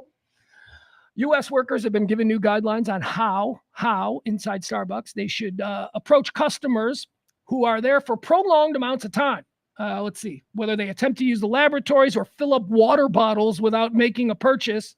That's another thing, and these people, they come in with their shopping carts and they're like, I'm just going to fill up my water bottle. Look, if I was the manager of the Starbucks, if we weren't crowded, I'd be like, yeah, go ahead. Just get in, get out, right? Because I got empathy. Or maybe I'd be like, let's go around back in the alley. And you go back and you let me use the hose. That's what you do. That's how you do both things. Starbucks is also training workers in conflict de-escalation. This, according to reports. Panic buttons have been installed in a handful of stores in a trial of how best to keep employees secure. Starbucks said earlier this month that it would no longer allow customers in their U.S. stores to use its amenities for free. This is part of an attempt by Brian Niccol, the new chief executive, to revive Starbucks in-dining business. So like people aren't going into Starbucks anymore because it's a bunch of like homeless folks. So they're going through the drive-thru and they're not. The incident, which was caught on, it had previously operated an open door stance, first implemented by the chain in 2018 after 2 men were wrongly arrested in Philadelphia. That's the one I was telling you about. The 2 guys that were having a meeting, but again, they didn't buy anything. You got to buy something. You're a lawyer. You went through law school. I imagine that you have some pretty Tony friends. You don't know that it's improper to not at least buy a cup of coffee? You're going to be having a meeting? The about turn for Starbucks comes amid a wider pushback against customers who sit in coffee shop for hours at a time, taking advantage of free Wi-Fi, but not spending more than the cost of 1 coffee in many cases. Oh, shit, that's me. Oh, shit, I've been that guy. Remember, I just said I've been there for like 3 hours, but what's a prolonged amount of time? I got a venti. I got the big coffee. Maybe it takes me 3 hours to drink that. What, are you rushing me? All right, there you go. Starbucks getting tough. We're going to try and clean out their restaurants. This is not good for you January 6th folks. You people who are like, yeah, they're all good people. The best Americans. Freedom. Whatever. So one of your heroes, one of your January 6th dudes, who he's dead, by the way. I don't know what he's been out like 3 days. He's dead, shot by a cop in northern Indiana. He's one of my January 6ers from my hometown. This is a northern Illinois. Northern Indiana is the Chicago suburbs, just so you know. It's like when people are like, yeah, I live in New York, but actually their house is in Connecticut. It's because the suburbs of New York are in Connecticut. A lot of the suburbs of Chicago are in northwest Indiana. So this guy's down there in Jasper County, which is northwest Indiana. Lived in Hobart, Indiana. That's definitely a Chicago suburb. Hobart man pardoned by Trump. Shot, killed by Jasper County police officers. Oh, that's terrible. During a traffic stop. This guy. Let's see. Jasper County, Indiana, a northwest Indiana sheriff's deputy shot and killed a 42-year-old man during a traffic stop Sunday afternoon. The Jasper County Sheriff's Department deputy performed a traffic stop on a vehicle on, SR 14 east of CR 475 near Pulaski County. During the traffic stop, the deputy tried to arrest the subject and the suspect resisted, police said. And that would be kind of on brand. What did he try to arrest him for? That's what I haven't seen. So January 6th guy, pardoned by Trump, he's out, he's driving in his town, gets pulled over, cop walks up to the car. There's a lot missing. There's a lot missing here because now we have to jump to, so the cop tried to arrest him. Well, what's missing? Why did the cop try to arrest him? How did we get there? How did we get from he's getting pulled over to he's dead? It was not immediately clear why the car was pulled over or if anyone else was injured. The Jasper County Coroner's Office identified the man killed as Matthew W. Huddle, 42 of Hobart. Police said that he did have a gun, but it was not clear what led up to the fatal shooting. Huddle was pardoned by President Donald Trump just days ago for related to the 2001 U.S. Capitol riot. In 2023, Huddle was sentenced to 6 months in custody after pleading guilty to entering a restricted building. He had traveled with his uncle to Washington to attend the January 6th pro-Trump rally, and they both entered the Capitol. Let's see here. He is not a true believer in any political cause, his defense attorney Andrew Hemmer said in a court filing. He instead went to the rally because he thought I don't care why these people went. Whatever, there you have it. Just pardoned a couple of days ago, already shot and killed by a cop. A lot of details are missing. Like what? Like why? Why was he pulled over? Speeding. Okay. What led to, you don't get arrested for speeding. So the cop then tried to arrest him and that went sideways and he ended up dead. So what's missing? We need to know. I haven't seen anything about that. Ben & Jerry's. Let's talk about Ben & Jerry's. Ben & Jerry's is the best ice cream out there. I'm sorry. I know Texans. Bluebell. Dude, Ben & Jerry's is better than Bluebell. Bluebell's good ice cream. It's very good ice cream. Bluebell's eggnog ice cream, which they only put out around Christmas time, is so good. Bluebell also, what does Bluebell have? They've got this summer thing that I like. I think it's like a peaches and cream. Bluebell's incredible. But I'm sorry, man. Ben & Jerry's is like, for me, it's like the apex ice cream. It is like the best ice cream. And by the way, this is not like a huge drop-off. It's not like Ben & Jerry's. Like, all ice cream is freaking good, man. All ice cream is good. The worst ice cream I'm ever going to have is still going to be ice cream. And I'm like, yeah, I'll eat it. I'll eat this apricot plum nut ice cream. Whatever. I'll eat this maple. That is true. I had maple bacon ice cream once. That was not good. It was not good, but it was still ice cream. You could pick around the maple and the bacon, and you could just eat like what was like almost like a butterscotch ice cream. It was good, but the whole thing together was not good. Anyway, Ben & Jerry's is awesome. Ben & Jerry's is very good, but apparently a whole bunch of you aren't going to be able to enjoy Ben & Jerry's anymore. I don't know why. Ben & Jerry's, they did something. Ben & Jerry, here's my point. Ben & Jerry's did something that MAGA didn't like. And so now MAGA, you idiots, you MAGA idiots. MAGA, the people who like can't stand cancel culture and, because the left, and I agree with them to a great extent. Cancel culture was getting out of hand with the left. Those people were just trying to cancel everybody for everything. But the right, MAGA, you people cancel everything left and right, too. This is the second day in a row that we have announced a MAGA boycott. Remember, it's the Super Bowl. We're back. We're MAGA is. We're not. Yesterday, that was the story. We're not We don't like the Super Bowl because they're cheating. Although I don't think that's MAGA. That's unfair of me, right? I shouldn't say that's MAGA. That's just us dumb football guys. Yeah, and by the way, that can't be MAGA because remember, MAGA doesn't watch football anymore. So there's no way MAGA is behind the boycott the Super Bowl because if we know one thing about these people, they stay committed. They don't waver. They say what they're going to do and they do it. So 7 years ago or whenever, when they said they were never going to watch football again, I am certain that all of MAGA has adhered to that. They cancel everything, you MAGA people. You cancel everything and everybody for every damn thing. Bud Light, Nike, competitive swimming. You guys are against everything. So here we go again. Let's see why we're not eating Ben & Jerry's, which I am absolutely eating Ben & Jerry's. I love Ben & Jerry's. Ben & Jerry's is expensive, though. If I'm being honest, I don't eat a lot of Ben & Jerry's because it's a premium ice cream. But if, we're like, let's get good ice cream, I get Ben & Jerry's. I also get Bluebell. If I'm being honest, I also get Bluebell. You know what it is? Here's the difference. I think Bluebell is better real ice cream. I think Bluebell is like ice cream. Ben & Jerry's is like some crazy ice cream bar where you can mix and match all kinds of flavors and things. Yeah, it's a little different.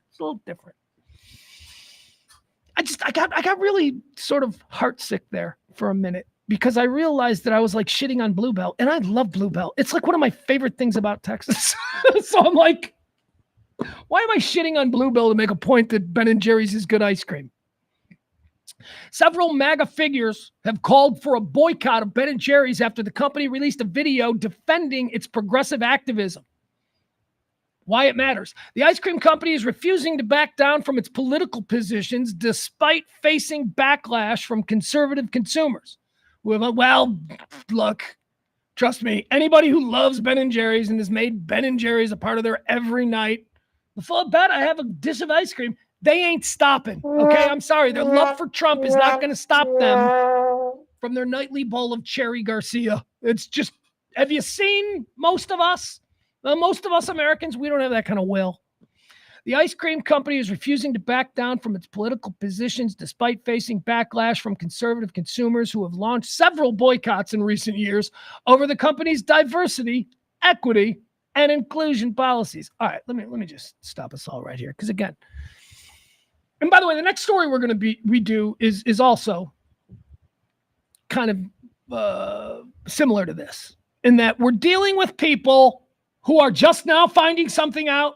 We're dealing with the people who are boycotting Ben & Jerry's because what? You believe they're a liberal ice cream company? Is that it? Hey, y'all know that Ben & Jerry's bunch liberal hippies? I just found out. Let's not eat it no more. That's been Ben & Jerry's marketing brand for 40 years. The whole point of that company is it's two dumb baked hippies who are making really good ice cream because they got the munchies. They have always, Ben & Jerry's have always been uber liberal. What, you people just conveniently overlooked it because you liked the, their ice creams? This is no surprise. You should have been boycotting Ben & Jerry's on principle for the past 40 years.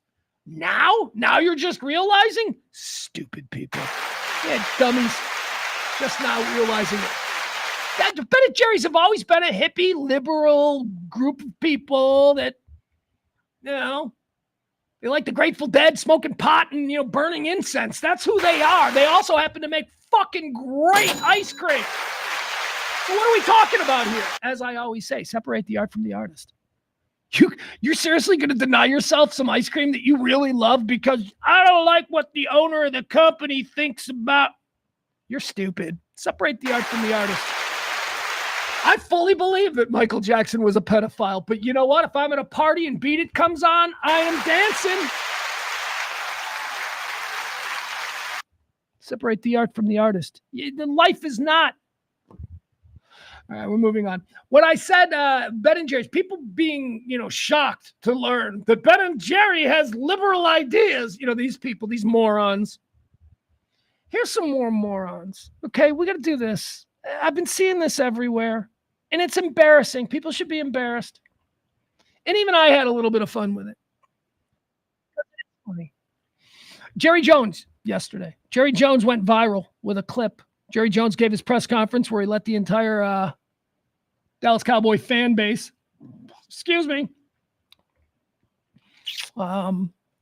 you made everybody cry. You had Brian Schottenheimer. Nobody likes Shotty. Is that what we're calling him? Shotty. He's already got a nickname that makes me wince.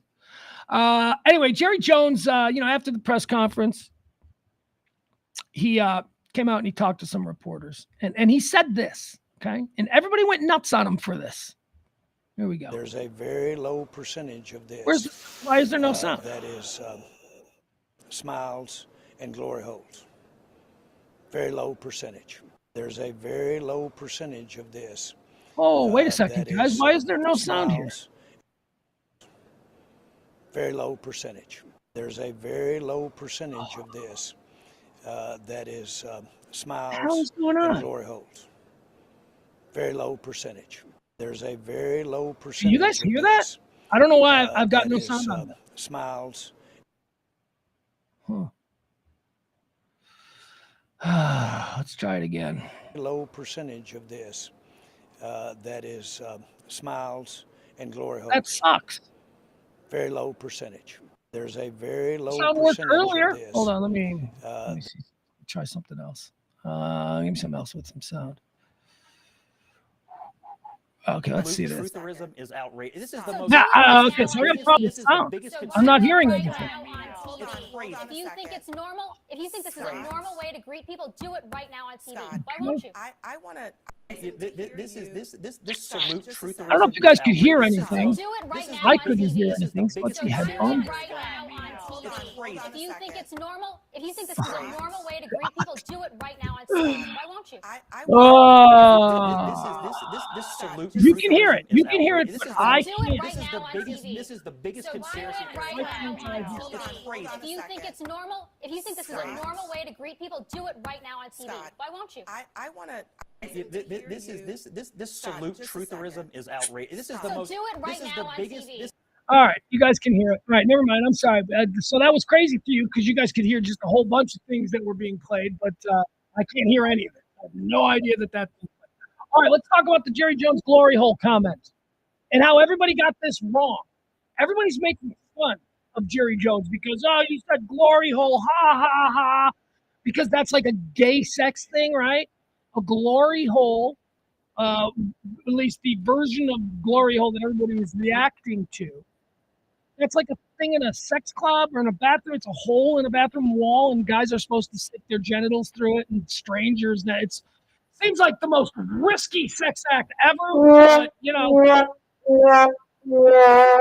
apparently it's a thing that people are into. So Jerry Jones, of course, said that. I can't find you. Looking for a glory hole or whatever he said, and everybody made fun of him. Ha ha! Jerry's an idiot. Does he not know what that means? I even said that. And then I learned something. Jerry's not an idiot. Jerry used the term glory hole appropriately and in the way it was supposed to be meant.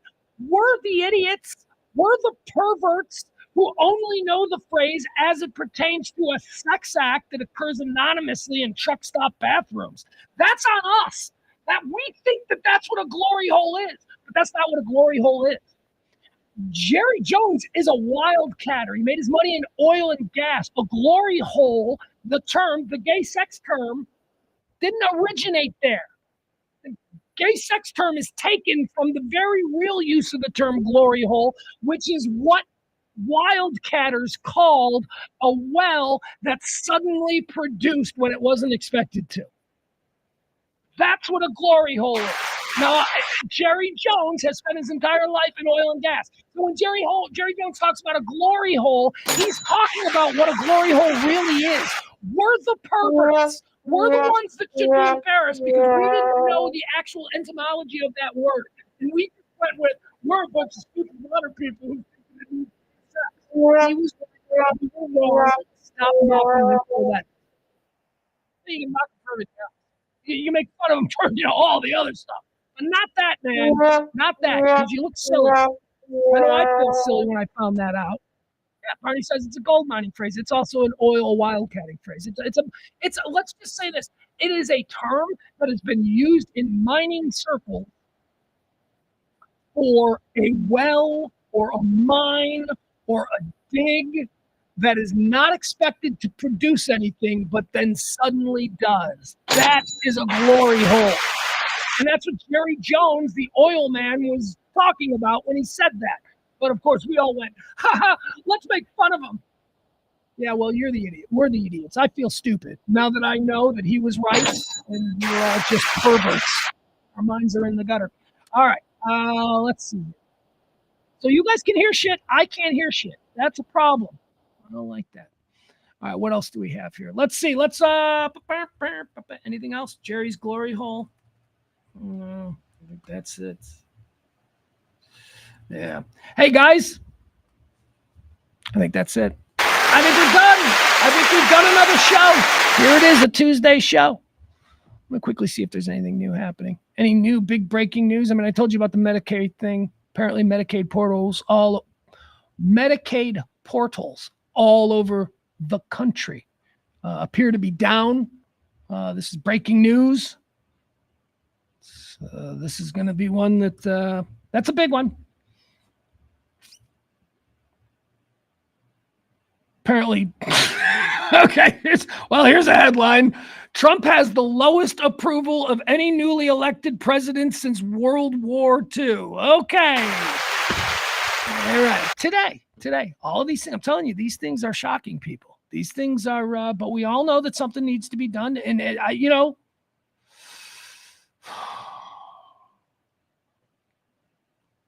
they say, and I always think this is a bit reductive when people say these things, but you just got to rip the Band-Aid off. Well, I guess that's the best way to say what we're going through right now. Ripping that Band-Aid off. Let's see here. Yeah, Trump shuts Medicaid portals. Healthcare drama, mega chaos spreads. Let me see what this is, because this is a story that's just happening right now. Trump Medicaid freeze seems to lock 72 million Americans out of their health insurance. 72 million. It's old people? Lawmakers across the country. There's some old man right now wearing his MAGA cap who doesn't understand why he's being asked to leave the retirement village. He doesn't get it. Lawmakers across the country have confirmed that their state's Medicaid payment systems have been shut off. President Donald Trump's move to freeze federal funding for a massive number of government programs seems to have impacted Medicare payments across the country, potentially locking 72 million Americans out of their health insurance. Several lawmakers took to social media on Tuesday afternoon to confirm that their state's Medicaid payment systems have been shut off. Can confirm. Connecticut's Medicaid payment system has been turned off. Doctors and hospitals cannot get paid, wrote Senator Chris Murphy of Connecticut. Oregon Senator Ron Wyden said on X that his staff has confirmed that Medicaid portals in all 50 states are down due to Trump's federal funding freeze.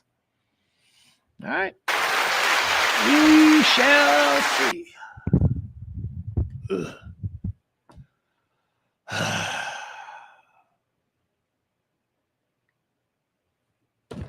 All right, guys, everybody buckle in, right?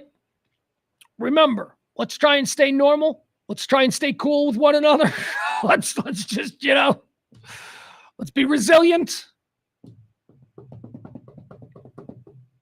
But don't forget that there, oh God, I hate this. What am I going to be, a preacher now? Just don't forget that there are people going through shit. Okay? There are people going through shit.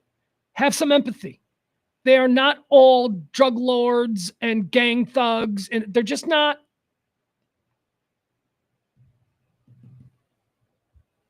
You guys have yourself a wonderful night. We'll see you back here tomorrow at noon from the Kelly Moore Memorial Studios in the Design District for more Rant tomorrow, 12 o'clock on Pugs Moran. Bye, everybody.